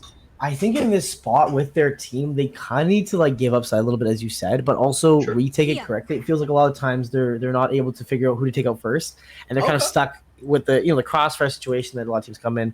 A lot of teams, it's like those little objective things, but with the team they have, it's hard to kind of know who to focus. And I feel like once Sage puts her wall, you want to get rid of her because the heal, the res, but she plays back, right? So it's how do they get in on this team, which they're really struggling with. You know, they seem to keep pushing this aggro plan, but for once it's not working out. Last game, it was their win condition. This game kind of might be their win detriment, I think, honestly. That just their constant aggression isn't really paying off, and I think they're struggling a little bit on this map. And I think other maps will work, so I hope they don't give up the game plan. But I feel this is the one map really in the game that just they're not getting rewarded for this constant aggression. You know what I mean? They're doing it again. Right, They're going, well, okay, but yeah. this... Oh... They highlight too. They highlight too. Oh. Navel gets Rayano. Navel gets Sushi. Navel will look for another. Yeah. The plan isn't working. They're not sure what to do, and they just keep doing the same thing, but it's not paying off. No matter how many times they're running it, it's they're putting their feet in the ground and just really trying to make this work, but it's not paying off. Hold on, Niner might be able to get one here. Oh no, he's gonna get caught out in the middle of the reload. Navel for 4. Yeah. Oh, okay. Can. And then doesn't. Stops the ace, but yeah, I think as I said, I think it's just one of those things where they're keeping the same game plan. It's not working, but they keep doing it, and the other team's just waiting for them. They're waiting for them to push, and they have better guns. They have the confidence to win these fights. You know, Breach is playing out of their mind right now. That they almost got an ace round, and they're just not able to get the picks they need from these aggressive pushes, and they're stuck. It looks like right now they're going for the 4-man A push. Looks like. I mean, what they do have for themselves here is they have guns. So, they are going to be able to kind of pincer in this position. So this round, they win off guns. The next round, they're going to have weak guns, probably, but they're going to be able to win off ults. And you just try and push through that way. But it's actually just going to be the KO leading the charge. This is Oh, no, the angle from the stage. The angle from the stage. No one's going to check it. No one checks that. Oh, no. Niner good for 1. Niner good for 2. Going to have to reload. They're out of the ult gate. They're going to be able to spray through and take them down. And what an insane round. That was, it worked. Love the Brim ultimate. It did work that time. Eventually, if you do it enough, one round gets them. The Sage angle there was insane. I think the Sage got flashed, so they couldn't quite get all the use of that angle. But definitely no one checked that. It was a really good angle to hold the cost. But they were ready. They're learning what they're doing, and they're kind of adapting to it. But will it be enough? Can they clutch that last round? They need this round because if they get rid of it, obviously it ends. But if the other team wins that, they're going to be put on the back foot. They're going to be put now on a save round, and then it becomes an overtime situation. So they really want this round to be the last one, and we'll see how they do that. Oh, it looks like they're going to push from A. They're going to run B. We're watching just We're watching game Masters at work. Yeah, really just a game of ring around the rosy kills on the map, and Breach ulting in. No one going to hit because nobody's there. They have left side open. Sage wall. They're going to play take it. And they're going to rush from behind. Actually, Breach about to fight 4 people. Does he know though? Rage gets 1. Rage finds no one though. Oh, Winner's ult wasted. Breach. Oh, can't get any. Geez. Oh no. Nick finds one though. Nick taken down, shimmy down. Now it's just Witter from the back of it all. They hear Niner. They're going to be able to get that fight pretty cleanly. Take the secondary fight. They're going to be able to win that one cleanly. The op. If he was a nade, it's over. Give a nade. Oh, yeah, the nade, no. A nade off the back wall there, bounce it off, would have been it, but really good try still. And now we're seeing this is looking like an overtime. I think this might be overtime because they've now been forced into an econ this round. Really, they're gonna buy out obviously because last round for the overtime, but still. No, they still have money, dude. Oh no, we're actually offense has won too many rounds in a row. You win 4 rounds in a row, you have 4 rounds of econ unless someone's buying ops. Yeah, no, they should be good. I think. Yeah. But this will determine. I think now we're starting to see the game plan of they keep playing aggressive. It wasn't working for a while, but they just kept doing it, so it started working. Observer, can we go to Rage real quick? Can we go to 8? I want to see their util.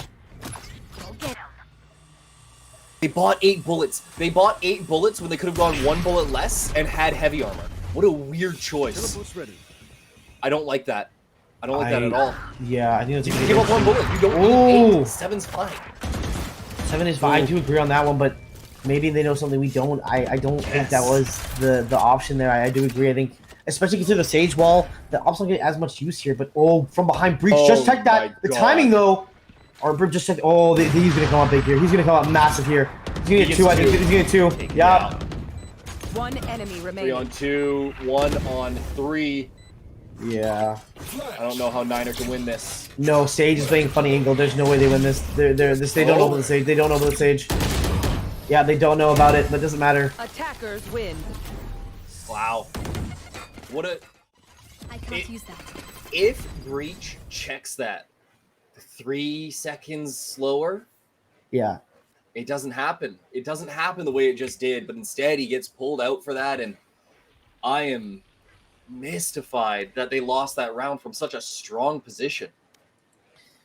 Yeah, that was definitely one of those things where you're like, oh, there's no way they lose this. They're in a good spot. And then out of nowhere, just, man, what, you know, those are moments they talk about, you know, they're always like, oh, how do the pro players or how do top players end up like that? It's just that small timing, so unlucky. And then Strong Breach bro. feels comfortable, pulls out the smoke thing, you know, Chambers holding the op, trying to find someone pushing close. So they're both not at all ready for behind. And that actually won them the round, honestly. Those 2 picks were the main threats in that round, and they were removed immediately. So good on them, though. You know, able to push that out, but attack on fracture. They put it together. They'll be up 2-0 going into map 3, which will be Breeze, and we'll see that in about 10 minutes' time. We're going to get a quick word from our sponsors. We'll do a quick shout out to MSI, Memory Express, and again, the great people working at the Canadian Intercollegiate Exhibition to help put this all together. We will be back in a moment. We'll hope to see you here when we come back.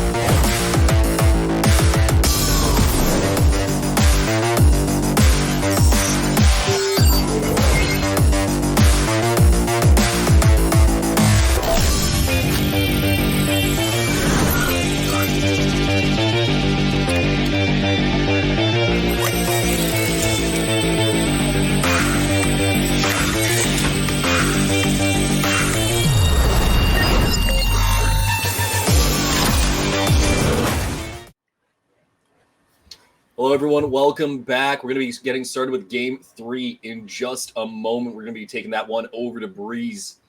We're already up 2-0. This could be our third and final game if things keep going at this rate with Carleton University just kind of running them down. Last map was a lot closer, but Yeah. how do you feel about this one? We're going to get more aggressive defense, you'd have to assume. And you were mentioning Breeze as kind of a problem map as well for that aggressive defense. Yeah, I definitely think it's still, similar to Fracture, not as decided as a Fracture. I think attack is definitely still the move a lot of the time. I think these maps, I think, Breeze still example of that. I think it's very, very one-sided a lot of time. You'll see the 8-4, then 8-4, and it's overtime, Yep. whoever wins that. But I think it really comes down to how we can defend, because you're obviously going to do well in attack. So it's really just about building that kind of good combo. It looked like the other team, though, with the whole just playing aggro the whole map, actually almost kind of clutched it out. The Sage was an interesting pick there, so that would change things up. And I think we're going to see the Viper here, though.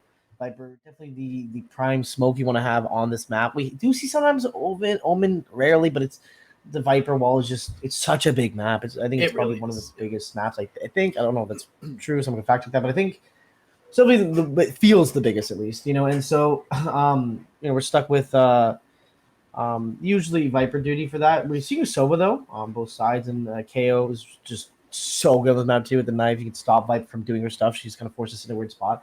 So it looks like honestly the exact same teams on both sides. Pretty standard on this. I think Breach isn't as good. Flash on as strong as KO's here, and you're kind of stuck not really having those places to flash. They can hide so many corners and angles. It's not as good. And no Raze either. Not too many corners cleared, but Chamber and Jet are just so good. So with the arrow clear, backside clear, B clear wherever you want to clear. Yeah, we're seeing Ditto here, I guess, of all the characters. So makes sense. It's pretty meta. I think can't really say too much about that. They're just both really good. I think sometimes we'll play a little bit of Fade here. There's some lineups you can do, but aside from that, KO is just easier, better, faster, stronger, and the alt is kind of Stifles Chamber too, which the Chambers want to take, or a lot of stuff that I've seen in VCT, you're seeing Chambers take very high holds on A site, or taking very physically high up holds on B site. Yeah. You just don't want to give those away for free. And being able to have that KO knife, being able to make Chamber a sitting duck on those rounds is really good. It was like that point in time when KJ and Sova were both pretty good agents, and you'd see them on basically every team. That Yeah. your Sova ult was there to be able to stop KJ from dropping the lockdown. Now you're kind of getting that in your way of stopping Chamber from just 5-bulleting your entire team. Is to pop KO ult. Yeah. No, that's Lesser extent, absolutely but true, yeah. similar. Yeah, I know. I think that's a cool combo to have, kind of like those the 1v1s that counter each other. You essentially need them. You need a KO on this map in case they're in champion. They're kind of like always prepping for if they do that. Obviously, you don't know what they're going to do till you get in there. So you kind of have to always prep that. I think that's it's smart as you said. KJ, Ascent, KJ, Sova, trying to shoot the arrows or ult the lockdown every time. So it's kind of what we have to do on that map. And now we're seeing KO Chamber just having this constant one shots on the other, pretty much every map. So it's good, but I think the Viper will be interesting to see how they put the walls up. I think we'll see some pretty. I think B will be kind of the side that's locked down a lot, but I think that almost is the mind game too. Is that since B's locked down, well, let's just rush it. If you get the smart KO knife, figure out what the Viper is. She goes down. She's stuck on site. She's not chamber. She can't leave. And even if you can't leave either. So it's like kind of have to play that weird game of respect the Viper for a little bit until you hit the until you figure what she's playing. You hit the KO knife, you can stop her, and you can push on site because it's so hard to push with the the Viper util down. So yeah. Also, Viper on this map because Viper in general, but especially on this map, with the very set it and forget it way to be able to help out their team, you can start pushing through mid. You can start having lurks. You can create your own positions to win from while still just being a supportive piece to your team. Looks like we've got a full DC. Yeah, DC. I think they paused the timer and then his PC crashed. I think they're gonna. Okay. So Sushi and Rage have now DC'd. Hyper didn't even connect. Like they have 0 ping. Not even like a 0. Like it's just a blank box. Which maybe they're playing from inside the server. But it looks like we're just going to have to redo this lobby. We'll pop out. We'll pop right back in. Teams know exactly which characters they're going to play this time. And, I mean, they picked the same teams. So yeah, they already know what it's about. So I think we're just going to have to moment where we're all just kind of DC for a second. I do want to take a look at KO, though, inside of Vacuum on this map. Like, let's think about KO on this map. With the ult, pretty nice. With the flashes, it's okay. There's some spots for it. And a grenade is a grenade is a grenade. It works more like a molly, quite frankly. Yeah. But those are nice to have. There's no complaints there. When you have a player that or like an agent that has that kind of utility. But a lot of what KO does is fairly condensed to himself and condensed to clearing corners. Breeze is a very big map. You aren't clearing corners the same way. Yeah. And I want to throw this out here again because I want to highlight how busted Chamber is. I think you have to leave here for Chamber. Do I need to go? I think we should. Sorry, after you leave. Yeah, keep going though. But KO is here for Chamber. Yeah. Like this. Just KO is so unbelievably oppressive and unbelievably strong still to this day. Yeah. And you just gotta question where's the line to be able to fix this guy. I think that's the thing is people talked about before. It's like it's kind of similar to power creep in League. It's like as we get more characters, KO becomes better because he stops the character from using their abilities, which is what makes him strong. So he's like kind of the anti-meta. He's kind of he's kind of like I think KO is one of the characters who infinitely get better. It's kind of like when silences were in League. It's like having those old characters who that's their whole kit now ruins these newer characters. So similarly, I think KO is kind of hard to balance because his whole ability is shutting down these newer, better, annoying util spamming characters because he just shuts down the knife. You pop a Ray's ult, knife's there, your ult is now useless. And now was running away. They all know you're there. You can't use your util to get in there. Jet, knives, chamber, all he just kind of shuts down everything that feels oppressive in the other way. So it's like it's almost a necessary evil, I think, in like a certain way because everyone's completely chamber. It's having the ability to stop that with one ability that's up every 30 seconds, and so even an ult is like insane. You can stop ults that they have to save up 7 rounds for, and you get to do that. So I think it's hard to nerf because his kit, you know what I mean? It's hard to nerf without the I'm his asking kit, you to you know? nerf Chamber, but I guess the way you nerf KO is by having no good utility in a sense. It's like in League where Vayne is always kind of a strong ADC, but they're never picked until we hit a tank meta. Yeah, it's hard. I think Chamber is, or KO is the Chamber nerf they're gonna do. I think it's hard to nerf Chamber without ruining who he is. Like, I guess that's what they're showing. You can up the timer on the teleport. That's true. There's some things they could do. I just don't think they know yet what they're going to do. But I don't no, think Ray connected once. Yeah, That's not a good look. it's unlucky. I think maybe I don't know what we do. Oh wow, huh? That was interesting. That it landed on him, and then like he couldn't. That was weird. He couldn't break it. It was like that. I've never seen that one before. I don't think. But now we're left with Rage. Literally all we have now is the Rage here, and okay. Maybe there's a chance he collapsed there, but yeah, nice try. Not a lot to do there. Still a rough round, but they're keeping this flow going on their side, and yeah, I guess this is where it comes kind of scary. Is they got the first round. Attack. I think the mental they'll kind of always have through this is that it is attack. But we do see kind of a martial buy on Sushi here, Sova. So that means they're going to take an aggressive angle, which means that like they risk dying, and then Sova arrow not being used, or maybe they use Sova and then peek. But the martial speaks to me. They're going to try to take something a little aggressive here. They want to take a fight with somebody. They're going to let a headshot, but they want to fight somebody here. They're going to play it from a fairly safe position. They're going to peek out from that attacker's right side of right pyramid. No. But all of them are B, nobody's mid or A, and they are all A. Oh no. Yeah. They don't even shoot the Sova dart at that point because they know that everyone's over there. Viper's called it out. They're gonna have to retake from mid. Oh boy. Viper Smoke's gonna watch that one too. So KO's gonna be the first contact, looks like. Gonna fight the Jet here. If he wins that's gonna be massive. Oh, here we go. Gets one. Can't get the trade either. Oh, this is where it kind of gets very difficult. And Shorty, though, not the best weapon you want to do to fight this, even if it's, even if he's low, given that. And yeah, they know he's a Shorty now. He is. That's wrap. Oh, wow. Okay. You know what?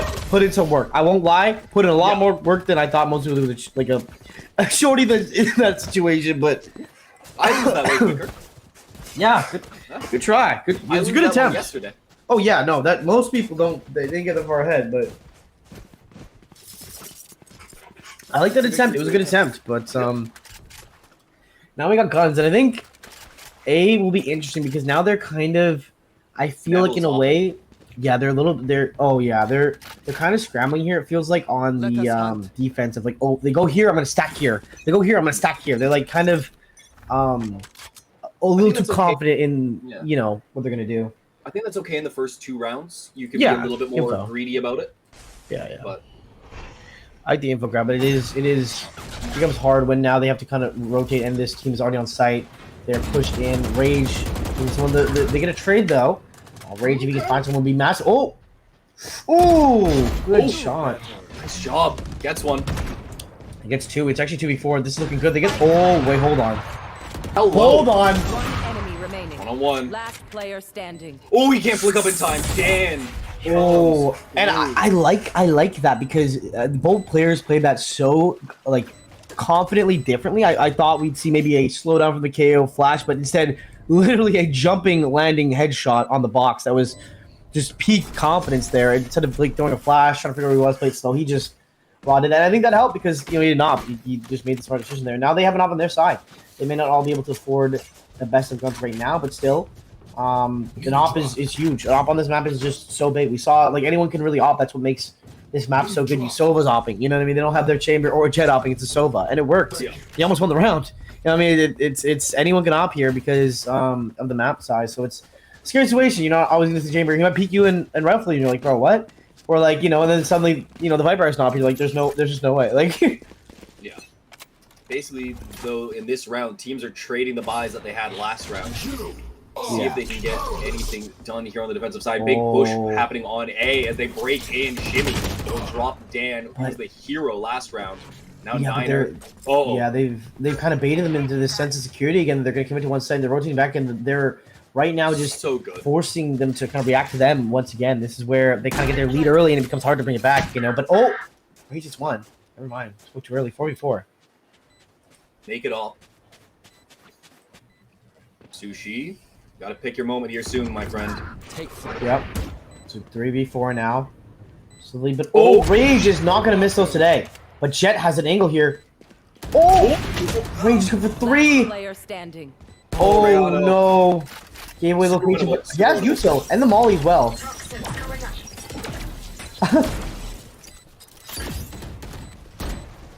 But not gonna be able to stop this, unfortunately. Yeah, that's just wraps around on him. No hope. Yeah, tough there. But the Rage was able to put in no off grab? Okay, no off grab.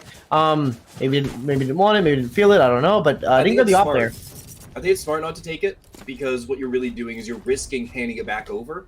And I think that flipping credits is too dangerous to take. That is true, yeah. He's too dangerous to be left alive. We need to kill him. Yeah. So they killed him. Yeah, hopping on Breeze too. Like, you know, if you give that off back to them, you're going to be really regretting it in a couple seconds. So I actually don't have the decision. You know, in Chamber Alt, if he dies, obviously you're not going to get that op. So it's a safe op, pretty much. It's the safest op of the game. And we're seeing Viper here with just a pistol, playing a little bit aggressive here, trying to maybe find a right click if possible. Gets flashed on. Jet's on the sight. Gets the right click though, and the Vandal. Can he get out? He does. Oh, he's getting one more. Oh no! So close. Good fight though. A little bit of a scramble for control there, but really good attempt. I like that a lot. Spike planted. Welcome to my world. Rage again with the off. Do not let this guy get an off. Don't let him into his zone. Oh no! Just tagged him. Yeah, it's just Viper. Oh, but Viper can clutch. We've seen Viper clutch these. Jet's pushing first with the Sheriff.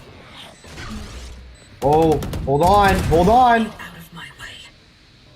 Hold on. Enemy remaining. 40. Yeah. Ooh. Smart on K went out to get in the smoke and risk being low HP. But really good clutch there. That was looking very scary. Viper ult is just so hard to push. Yep.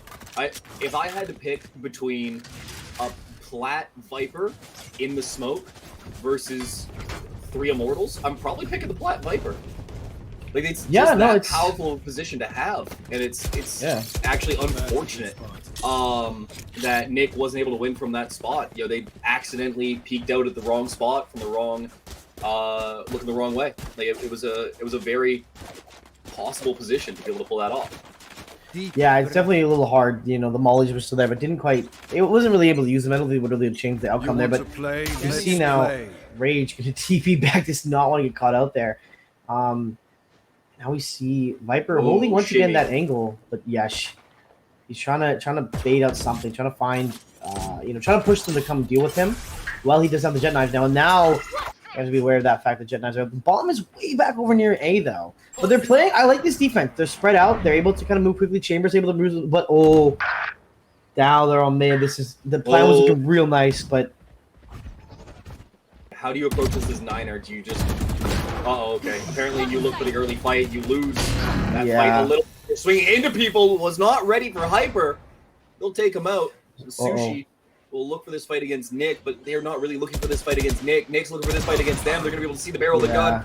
The shot gets them through the That one's dead. Rage continuously Rage has been on the A game, but obviously Chamber Off is just going to deal with that one. But honestly, yeah, that was looking good for a second, but it just kind of fell apart slowly. It feels like right now they're having trouble figuring out where to go exactly. It feels like they're having trouble kind of holding sights down. It feels like maybe gun should be seen. Yeah, it's hard because I think maybe you have to keep the Viper units to the B to kind of slow them, but maybe even a swap of where people are playing might be good for one round. I think Viper obviously is just so good B, but maybe one round you throw it A and see what they do, see how they react. Maybe even put your util on A and then keep Viper on B, so they're like, what are you doing? It just kind of get their head a little bit because right now they're just not having the best time kind of holding these sites down. It looks like maybe a mid rush, maybe they do have a couple guys mid. I don't mind it. I don't mind it. Send 3 mid. See what happens. Oh, but this dart could get some very useful info. It's going to Mars. Oh no, it goes all the way back to Chico B, I think actually. Oh. Oh no.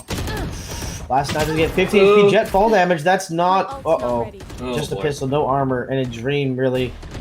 Uh-oh. This is looking rough. This is looking rough for our hero. Jet is just sitting there waiting for their click, but they're not going to push. Wise decision there. So he's going to push out of here into a main with a Marshall. Gonna get maybe one. Gets one, but I'm gonna get the Vandal off of that. Okay, but hold on. Dan finds one for themselves, and now it's a 2 versus 3. Actually, a really workable position. Oh! Whoa! Stone cold. Stone cold. What? Stone cold gaming right there. But the thing to know there, Viper is pushed all the way into CT, and I think they won't know. They're not going to check bridge, I don't think. I think they push them to check bridge. And that would be he has huge. lineups from CT. That would be wild, actually. I respect that a lot. That would be so crazy. Player standing. Yeah, they don't check bridge. They don't check bridge. Oh! One enemy remaining. But claims down to a spray down either way. But yeah, I didn't think they checked bridge. If that way, maybe a second before the shots there could have been double, but still no bridge check because they're so confident. Why would the Viper play offside like that? I like that position from the Viper. Yeah, no, very unique. Definitely trips people up. And yeah, I mean that fight was only really won by Rayano because they gave up on the spray. So they let it reset, took the shot again. Yeah. Was able to finish it off. I mean, it could have gone the way of Nick very, very easily. Could have gone either way. Just one bullet right chest. He was 5 HP, really. Any bullet, even a hair more closer, could have changed the outcome. But still a good attempt. I like that. Classic through the wall kills him. Like he's not living. So we'll see now what they're gonna do. I think it's going back and forth. Really, I can't pick a winner here early. Okay, that was not. Well, there's an early winner. There's an early moment there, and we see Sushi now just confident there. I like the cancel there, not to commit all the bullets there, but the Viper gets one, and now he's gonna molly off and sneak away. Oh, we can't push at all here, and Shimmy is in there. Poison's off. It is now a 2v3, but Viper is quite low, but Viper is probably the best character to have low because it's very hard to get rid of Viper. Viper just has so much utility to kind of force you back. And they're going to go for a B push, I think, here. Just kind of a Hail Mary, but Boys are not going to slow down again. But they're going to wait it out, I think. They're just going to wait it out, cut all sounds, and just hope for the best. Poison's off. Ooh. Okay, Rayano dies to a single bullet. Yeah. Maybe. If Rayano gets one trade, though, or even gets a pick, that's insane. Oh, Rayano's got the info there. If he just delay for his team, it's be big. Oh, why look at the... They know that you are in that spot. Just let it happen. 30 seconds Just understand that you got to take a fight soon. Spike planted. Yeah. And dying so early, too, means that Dan doesn't get to use their ult to be able to try and be brought back up. And I was seeing, too, they know his direction. I mean, they already knew where he was, but just the added delay, it's going to get in your head a little bit. And now, there's a good angle from Soba. I like this from Soba a lot. I like this from Soba a lot. So he's gonna get killed here from Soba. Right, yeah, it's over. Oh, wait. Yeah. Nah. That was really clean execution. That box. People don't really check that normally. That was just really, I like that a lot. That was a very nice spot to hide there and just kind of wait. Now they're up to 5-3. How you feel about this buy? This buy might be a half buy. Maybe they force a little bit, but I don't know. Yeah, I mean, I'm okay with Rayano holding on to this Vandal. I would rather it, given the position that they're likely to play, I'd rather it be a Phantom, quite honestly, and hope that people push your side, but they're going to end up accidentally being correct as it's going to be a hard hit. Oh, here we go. Fight here. Hold on. Oh, they lined up. Yeah. It was taking heads, but you know what? 3v3 actually. And gets a hold on, this could be massive for Niner. And then, the Marshall coming out large. Flash though. The knife gonna back away smartly from Shimmy. Doesn't want to fight all this action at once, but wraparound could be big.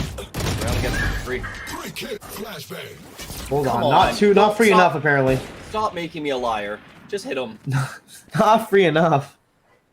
The bomb's down. Bomb's down in the middle of nowhere. So that's why we've got a little bit of a slowdown here. Nick trying to push through. Yeah. They don't need to beat this, but they're going to. You know what? It worked. It worked really well. I like that timing. That was just... That's unfortunate here. With where that molly landed, it leads me to believe that Rayano does have lineups from back of site. I think there might be something. I think there's definitely some. I think lineups though might not be seen as much because they're just not able to. They're obviously on defense, but yeah, they're not having the defense hold right now. And obviously, Viper playing B prevents anything from A. But I think that's definitely a good thing to look forward to for attack. Maybe we might see some incredible lineup plays, which could be big. You know, those definitely make a difference.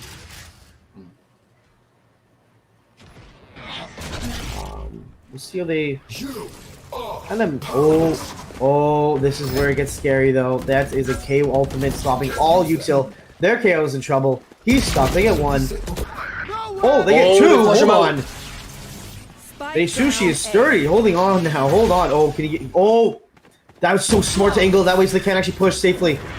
But not safe smart enough though. Yeah, that was a really. Sushi was sturdy. Sushi held the angle and just did not give up. That was really good. That's a KO down with a flawless. You know what I mean? Yeah, that is a huge swing in economy. It's going to allow them to buy out for the rest of the rounds. They're keeping the guns from here, and 1900 should be enough for Niner in the following. Like they're good. They're set for the rest. That's fine. They can push for a 6-6. And 6-6 on this map, I'd call that a defensive win. I think you can look at Breeze as a very offensively favored map. It does rely on the offensive team getting the right hit to kick things off. Oh, man. Oh, okay. Good for one. Niner got two. That'd be, 1v1 not bad. 1-for-1 not bad, considering he's peaked by 3. Able to get one at least is huge. But now we play the reset game. They're going to sit back a little bit, get some more info. You know, their KO is still the one alive, which is actually good for them. And now they can use that KO on both sides at least. But Viper did all B, so they know at least they're not going to go B. Maybe mid. They have KO kind of peeking that a little bit. But now it's 2 on A versus potentially a 4-man rush. At least 3-man KOs in the tunnel. But if he gets info there, this could be. They could really just wrap around this. Oh, this could. Ooh, this dart timing is going to be critical here for this round. Oh, I like this Viper util here. Watching this. Oh, he sees one. Sushi knows.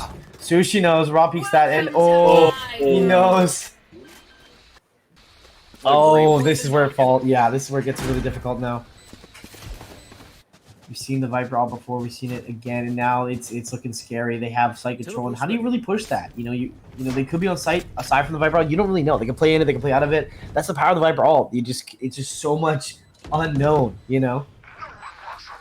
No. Absolutely. They're going to be hanging mid, not going to get to fight anyone until he pushes back through doors, and they kind of clear it. Oh no, they don't know! It's the Brim thing all over again. It's part two. Oh, yeah. Man, that again, just as Cash were so we can see these moments, but it's just such. You said before last time a second longer to watch the angle, and they saved themselves 3 deaths. But you can't expect the guy to be that, and that's the power of the Viper ult that forces you to like question: are they in there? Are they out of there? They could hold anything. They don't. After the patch where they changed it months ago, where you don't take damage in Viper's ult as well, her teammates don't get injured as well. It is a 50-50. Are they in it? Are they out of it? You don't know. Only Viper's the only one who needs to be in the ult to keep it going. You only for 12 seconds too. So you can get out of there for 12 seconds. It recharges in 6. Exactly. Yeah, it's such a good ult. It's one of those things that's just a round win if her team's alive. And right now, we're gonna maybe see it be rushed, but the Viper's slow. But Jet got out there pretty. Oh no, not the right click. Oh, Rayano. And he had the ult too. That's big. Oh, the Viper's gonna get big here. Viper good for one. No, the timing. Oh, I feel like you just gotta assume people are gonna push that these days. Yeah. Oh no. You know what? Both Jet knives not working out. Right click, left click. What do you do there? Neither panned out. What do we say at that point? But that's unlucky. The op from Jet, I think maybe giving that to the teammate, or maybe just holding off a little bit. I think there was maybe a sense of just like let's get in there, let's rush it in. Didn't wait, didn't pause, and that kind of led to ultimately what happened in that round. So I'm interested to see how they play attack. I'm very interested to see how they do that. I mean, they've been a very aggressive team this whole way through. They should find some level of success there. They're running the exact same comp, so there's no excuse there. 8-4, absolutely possible. But I'm worried in that I think once again, not that the team comp wasn't nice. Like it's a good setup that they have, but I would say that Carleton was running away with this one on attack, or being able to find what they did because of their macro play. They're good micro. They're good at winning their duels. They're good at using solo utility to try and win 1v1 fights, or at least create a more favorable position to win that 1v1 fight. But I think they pulled the defense around really nicely. I hope that we can see that again. Ooh, hyper. Trying to get a little cheeky pick there, but doesn't quite get it. But now backs away smartly. I think as you mentioned, I honestly really like the solo playing mid rather than KO. I think that was the one kind of struggle they were having when the other team was playing defense, was they kept sending KO mid and Sova onto A, which isn't bad. But I think Sova with the util he does, the info he does.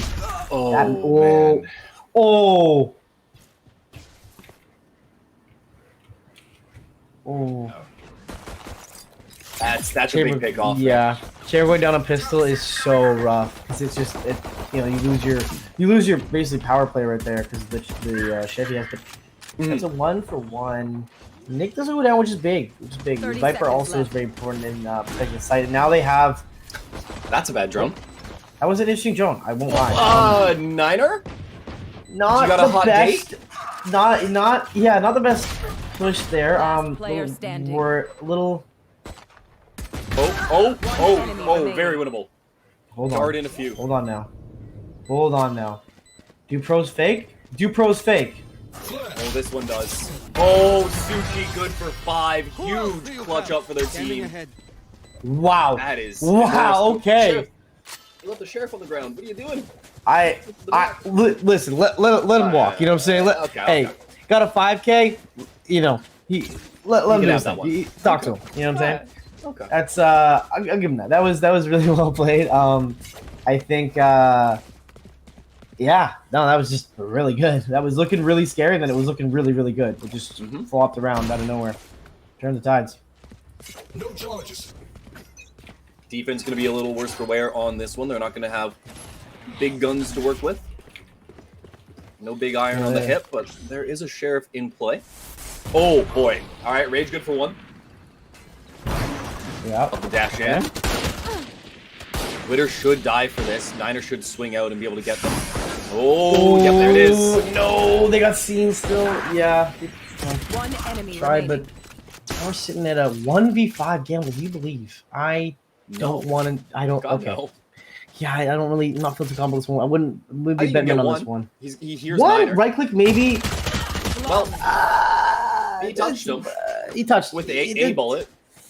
Yeah, it's one of those weird spots where you're like right click. You're like, I want to right click, but sometimes they know that you want that, and they're not gonna really come close enough to be right clicked. It's a weird little area, and pistol rounds, whatever they bought. So now we're gonna try to see how they can deal with this, because we might see what happens on this map. What happened with Fracture, where it's just attack is going to just run rampant and then bring it all the way back to 8-8. But this could be. I feel like this round really determines how you do it, because they always have the advantage on defense. They have better guns, but I don't hate how they're kind of spreading out here on the map, and they have. But Viper got one with the molly. Okay. Oh no, and it was the chamber too. That's really big. Spike Yeah, that is kind of your power player on defense. Yeah. Snap right back Oh, hold to on. a very safe position. Okay, Niner good for 1. Niner good for 2. Niner good for a headshot. And we'll take those. Niner definitely looking spicy there for a second. I think Niner a little overheating sometimes after they get one. They just go for like the whole team. But really good pick there. Oh my goodness. You saw the barrel. Last Hold on. player standing. Oh, Rifle but picked up, listen. 15 health. Oh! Sova clutches back to back. Somebody give these Sovas a deal. Somebody sign these Sova players. Somebody sign them. They are just. Woo! They don't miss those. They do not miss those. They don't even know how to really at this point. Honestly, that is. What do you say? Yeah, both times Sova's players clutch that, but I think right now we're having a problem with the one team is just get a little aggressive. They get one and they kind of want to get more. I think it's there's one thing. It's your potentially last game. Hopefully not. Hopefully get a game 5. But it's one of those scary things where you're like, I get one and you get more. I have a Spectre. You want to close the gap with those kind of guns usually. I expect you don't want to be taking a range fight with a Vandal. So not a bad idea. Just the other team knows you're going to do that, so they're going to counterplay that by backing up. cross-firing, waiting for you to approach, and they keep catching Niner kind of overheating in a way and pushing too far with the guns they have. So Okay, shimmy good for one. Rayana will be able to trade that back out, but I like that, yeah. it's Okay. not exactly a spot you want to have to trade from. No, definitely Sheriff not. Can't miss. That's nice. Rage. Nice on Rage, yeah. Oh, Yeah, straight down. Chamber Talk to him. kind of takes the voice line for me though. With I can't miss. He's been on one this map. Doesn't even, yeah, Was doesn't on even a know how previous to. map too, and he's dead. And Rage is down. But Yeah, I missed well- the Rage, really. I do miss the Rage. We'll see now. They're going to push B. Viper in a really interesting spawn here. I think no mollies, though, makes this not as great as it could be. Because you Sure, toss a sure. molly down, that ghost headshot, one shot. So it could have been really big, but it's hard because the Vandal though, this could be actually possible because I don't think they're gonna expect double people coming out of here. That From window. Vandal was juggled too. That was a gun juggle to be able to get that one over to the Viper. Yeah. Oh, but now we see here, they're all waiting for both sides. They're playing really good angles here. So Okay. yeah, that was unlucky. Oh wait, hold on though. Shimmy could come up big here. Doesn't want to shut up that box again. Remember last Nope. time, but oh no. Put down. 1v3 dashes back. Probably gonna just save the Vandal here. Try to at least, but Lost are gonna try to not let that happen. They do not want you saving. Oh, great shot there from Rayano. Puts him down. 3K on the round. 7 rounds on the board. UA isn't out of it. No, Slowly working not their way at all. back in, but it's a long road ahead to be able to pull this one off. It's looking, yeah. I think what we're seeing common times a lot right now is they keep putting a molly down, and the other team, both sides, are just aggressing over the molly. Which I get it, don't respect it, but also the other team is literally waiting for you with guns, and they're just rushing past the molly, getting punished for it. It's one of those things where it can work out, it can work out, but it seems a lot of time like they're not really able to get past the molly and live. So. Okay, well, Viper is scared. Viper wants out. Yeah. No, you just gotta leave. You gotta evacuate site. You're playing Yeah. retake now. There's no other good choice in this position. No. Like you just Yeah, gotta let it go. Gotta let the site go, but now they can play retake. They can wait a little bit to KO ult, and they can even KO ult back if they really They want should. to. I mean, I like will. that. Yeah, there it is. Try and scout someone out. I like that. Check Yep. just the middle of the site. Make sure no one's there. And drone from Sova too. He can. Oh, Rage came from behind again. Oh, Niner. Gamer. Shimmy. Oh, but we're trading back though. 2v4. Hold on. Last player standing. Sushi's gonna be able to pick up another against Nick, and now it's just Shimmy to try and pull this one off. It's unlikely that they're even gonna be able to escape with the gun as they get shot through the wall. Sushi puts down Sushi Shimmy. Sushi is not gaming. Sushi is literally gaming. Sushi's not playing though. He's not letting them get on site, not letting them get rounds. Actually, just I mean the ace really set the tone for this half, and Sushi's not let up at all. Full foot on throttle. They were near the bottom of the board when they got that ace, and they have put themselves all the way to the top, really trying to push this team across the finish line for at least one map. Yeah. But Carlton, I mean, heroics or otherwise that UA has or that AU has had, they're still behind. They're still back around. There's still ground that needs to be made up to even tie up the game. Forget about getting the lead. Suppressed. Yeah, That's I such a like smart that. knife. I like that knife. Yeah, I like that. You get rid of their drone, and now kind of forced back a little bit. They have to respect that even though they have the better guns, the better money here in util, they have to like back away. They can't do anything. They have to go and slowly get down to your pace. We just pat away, but Nick was able to find Rage lurking, but because he traded back, but still though, they're gonna try to get the gun out of there. They don't want to give them that. So now it becomes a weird game of like defend the gun. mid area here. Yeah, defend the gun and. Oh, Hyper goes down. Niner gonna be able to open it up, and the door, which just puts a lot That's more looking threat good, on there. that's looking Sees good. the enemy. Can he win this Well, fight? I like that. Got him. I like that. Okay. Talk to the Niner is. by his own door. Ooh, Niner is continuously aggressed, and finally it's starting to pay off a little bit. Yeah, exactly what I was gonna lead into, but Yeah. you said it in less words, so I'll leave it. There we go. Yeah.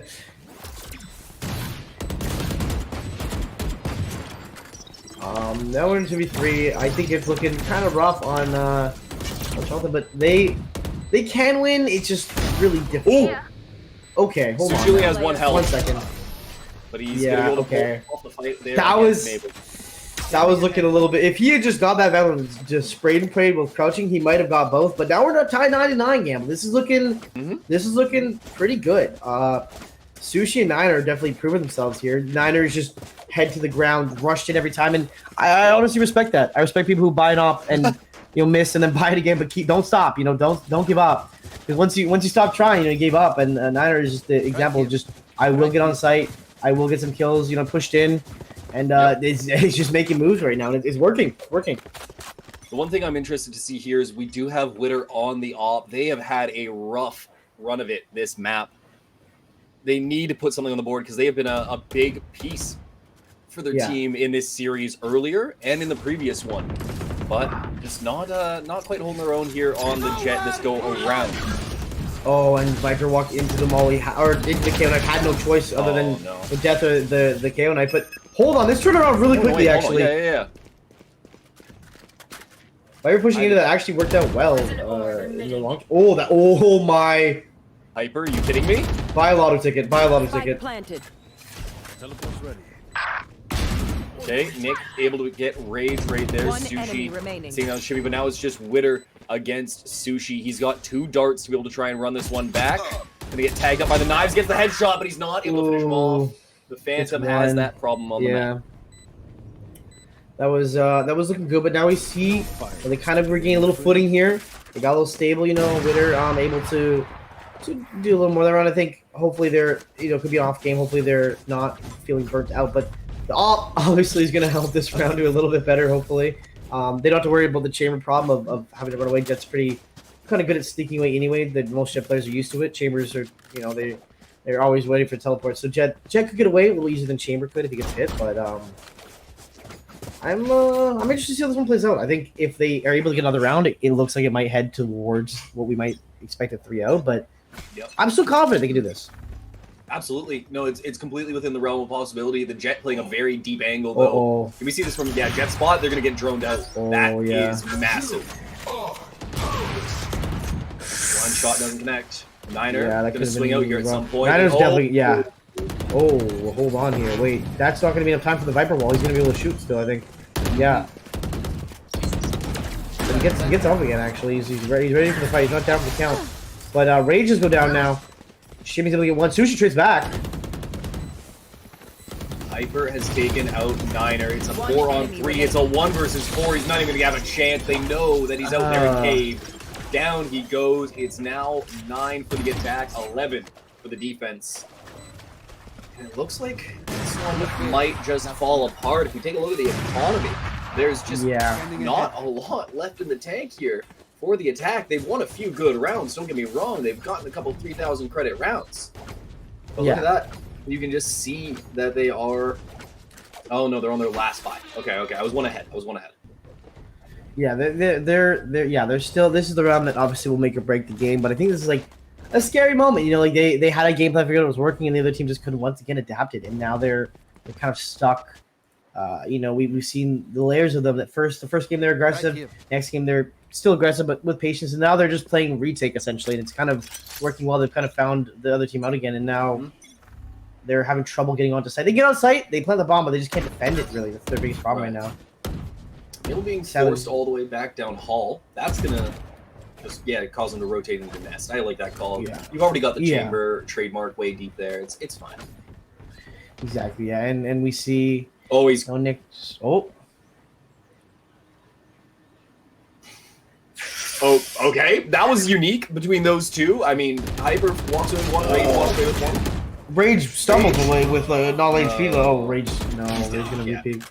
Yeah, that was looking a little scary, but now we're gonna see a 3v4 and Rihanna. Oh, but that is Jet though. Wait. Oh no, Viper says Viper actually. Oh wait, the only person that like. Oh, okay, trade back again though. That's a 3v2 though. It was a good. I thought it was Viper Jet. I was like, there's no way you kill Jet, but yeah, Viper's not very great at moving out of those shots. No. First solo kill I think we've seen this set so far. Yeah, that sounds right. I don't think you push towards that op. You got to be a little bit concerned about that. Maybe you push into mid and try and take someone from behind. I think so. Oh, Sova there's gonna go for the B push here. I think 15 seconds. You have to make a decision, but Viper is the one character that's very hard to deal with, very ratty play style with the util that they have, and they have the plant, and they're just stuck. Doesn't even get the plant 10 down. seconds left. What do you do there? One enemy Where do you remaining. plant? You know, it's such a hard decision to make, and they're not able to really win. And now we get the really scary round where, you know, they can buy. They obviously can force buy. You Match kind of point. have, you know, choice back to No the wall, choice. but it's definitely. What did they figure out that round? You know, it feels like every round they're just getting caught. Like the way the winning team's winning is it's a 4v1 at the end. You know, it doesn't feel like it's a close 1v1 Sure. anymore. It's very, very, you know, surgical at that point. You know, The round has fallen apart. yeah. You know, so we'll see what they do here. I think maybe we're gonna see just Viper ults to delay the B. I think that's what the Viper's gonna do here. Maybe not. Maybe Caesar for A actually. That'd be kind of good too. But looks like an A rush. Looks like an A rush. I think we're seeing an A rush. I feel an A rush Yeah. here. Poison orb. So I'm gonna try to find anything. Doesn't find anyone Tags yet. his teammate. Yeah, a little It's bit Niner there. for a Oh, little. Yeah, Just Niner's- stuffs issues. yeah. Just a little stepping on the go a little bit, but oh, that arrow from Soul Oh. actually good though. But that drone is gonna be even bigger. Oh, but Niner is in there. Teammate too. Yo! Oh, Wait. looking big. But Nick is the last one alive. We mentioned lineup before. I don't know if we're gonna see it here. Bomb Last is player standing. down. Maybe a lineup to kind of stop something, but Oh, they spot him. This is just an Oh, they easy know, wraparound. Sushi gets him. yeah. The kill on the board. Stays at the Yeah. top of the leaderboard. Keeps his team. They secure another game or another round at least, but now it becomes 10-12. We see this before. We brought it to the moment. I think it was 11-12 or 11-13 or 10-13, but Yeah, 11-13. they're close. They're definitely close. It's just, can they get this round out? They that was a really nice round though. But this is where it gets kind of scary. You know, At the some off point, on we'll have defense to on get the the chamber. Very scary. You know, with Viper's walls, and her smokes, the way she plays, it's very hard to adapt the walls once you place them down to deal with the chamber. So, It is where it is, and you just have to live with that. and looks like Chamber's gonna play aggressive here. They don't flash this, they may be in trouble. They drone it though. Same situation. Now they know. Does Chamber go for it? He does. Okay. Now we're gonna be able to grab two. Oh. Niner will find one himself. Sushi will pick up another. We're tied at 3. 3v3. Twitter now being Spike forced down off A. into the corner. Oh no, Rage gonna get killed by the flanking shimmy. This Rage was trying to flank their own team, trying to Yeah. pull back. It just but if Sova takes a fight and wins this on Nick, he'll be a great spot. Has 8 If bullets. he wins this fight. Does not win the fight. Now it's just a fight here from mid, trying to take it. Not gonna be able to win either of them. Witter will shut it down. 13-10 will be the final score of this map. 3-0 will be the Defenders score win. of the entire set, and it kept getting closer. It kept looking better and better for UA, but Carlton just strong the whole way through. Will not drop a map, I think, the entire tournament. Wow. And we'll be crowned victors of this. Congratulations to them. Very impressive Very stuff the whole good. way Yeah, through. this is very nice.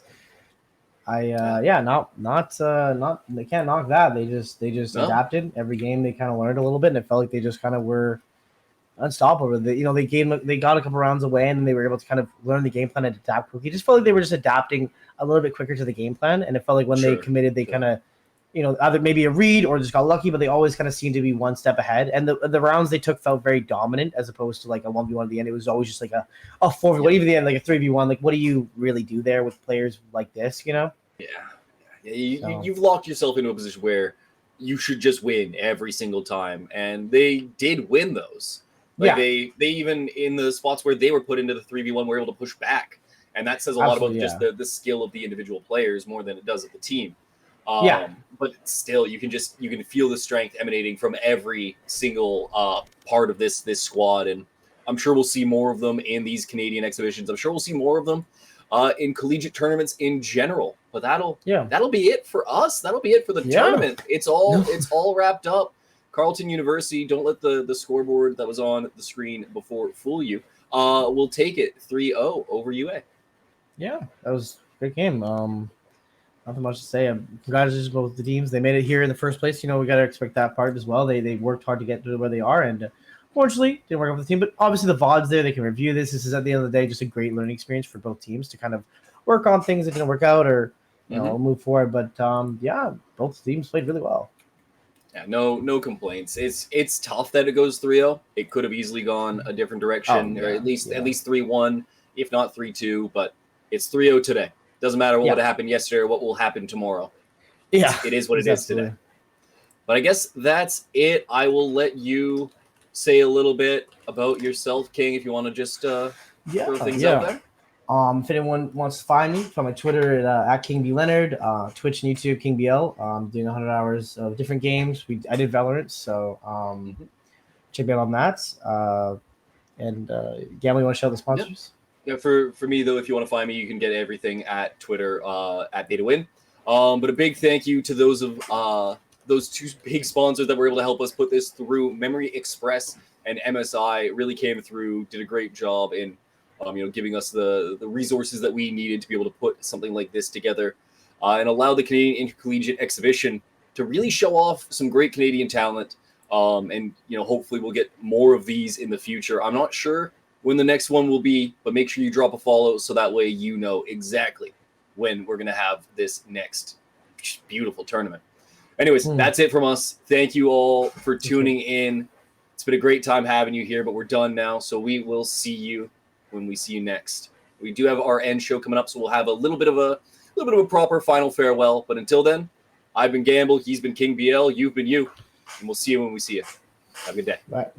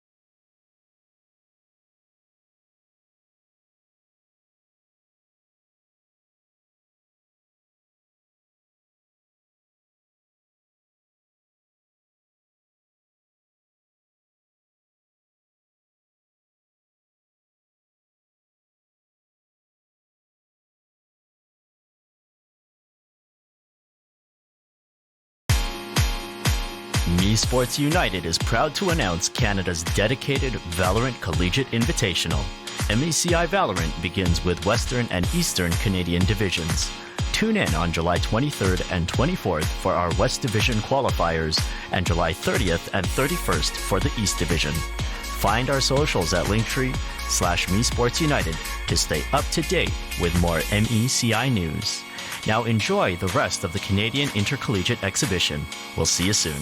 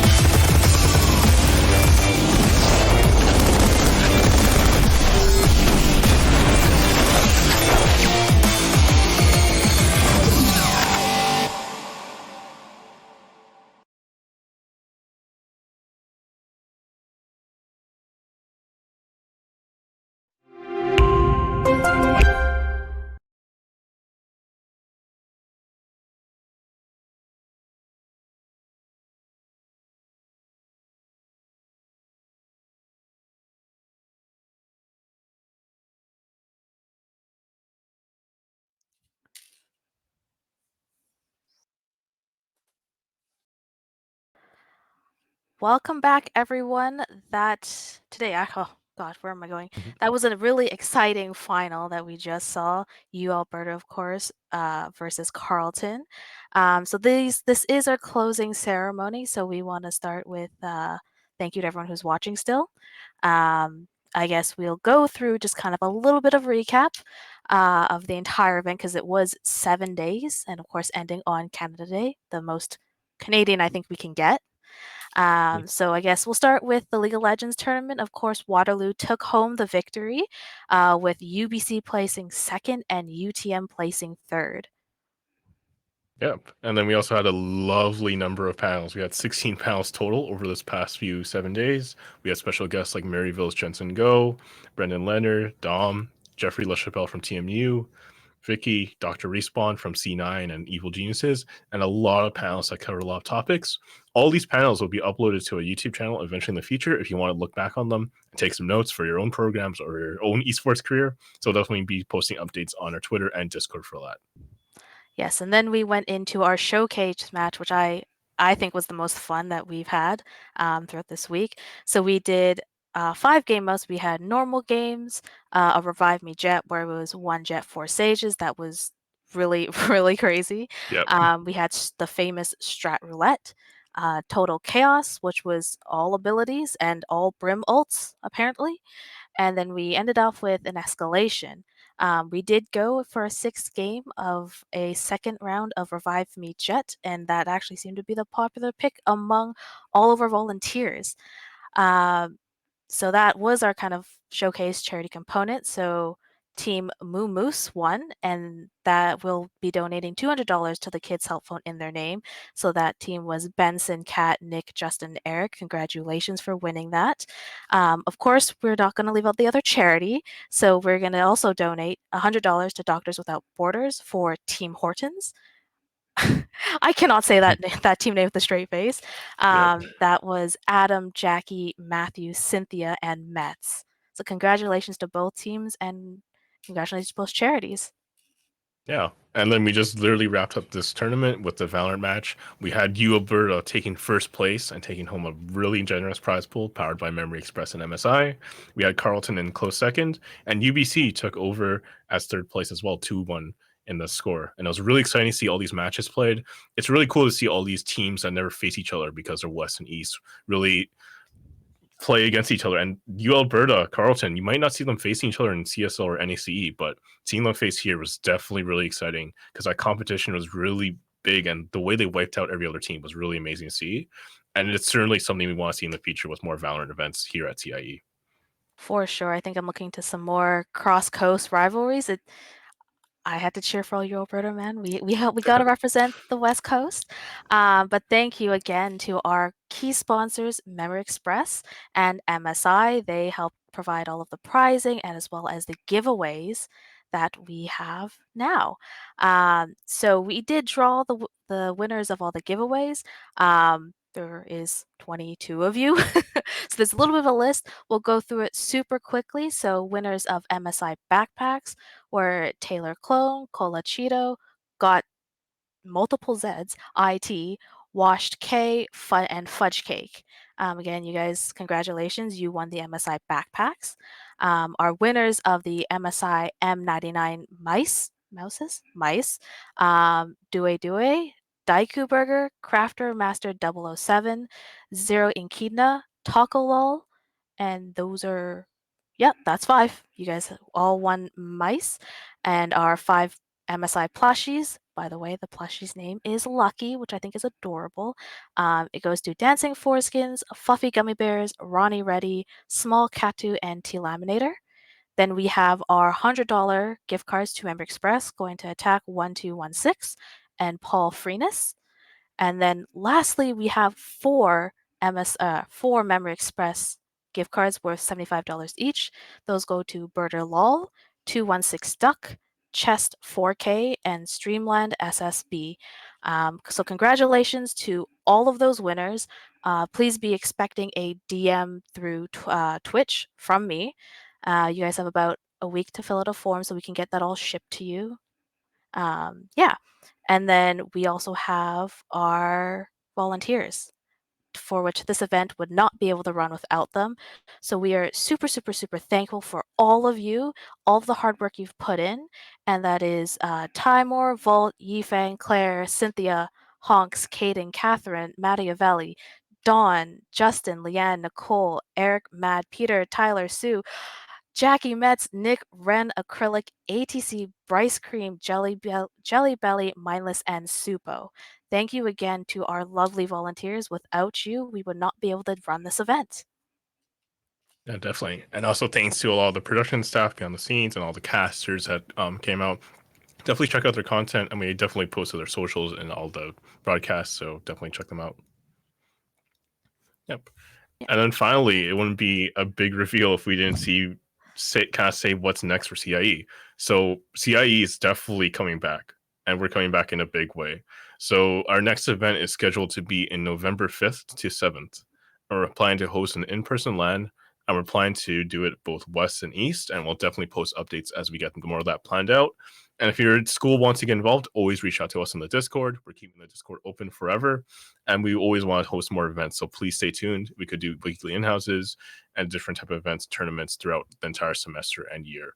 We want Canada to obviously grow and prosper, and our esports team definitely deserves a spotlight, as we have been beating these schools that have like $1,000 million facilities, and we're still beating them just by not having proper funding and not even a proper club room for some of the schools here in Canada. And we're showing that we have a space to compete, that drive to compete, and we really want to showcase it. So our next event will be happening November, LAN in person in Toronto, and we'll definitely see you guys there, hopefully. Yes. Well, that kind of does bring us to the end of our show. I would like to say thank you, Benson, for co-hosting with me. It was a lot of Yes. work, but a lot of fun. Definitely. All right, so sign off. My name is Jennifer. I was one of your co-hosts for the entire event of CIE, and this is Benson. Yep. Yep. So we'll And definitely. yep. Oh, go for it. Yeah, I mean, we'll definitely see you guys soon. I mean, a final shout out to Memory Express and also MSI. They've been really great for helping us out, and we'll definitely see more of them in Canadian collegiate scene. All right. Have a good night. Have a good long weekend, and happy Canada Day. We'll see you later, everyone. All right, later.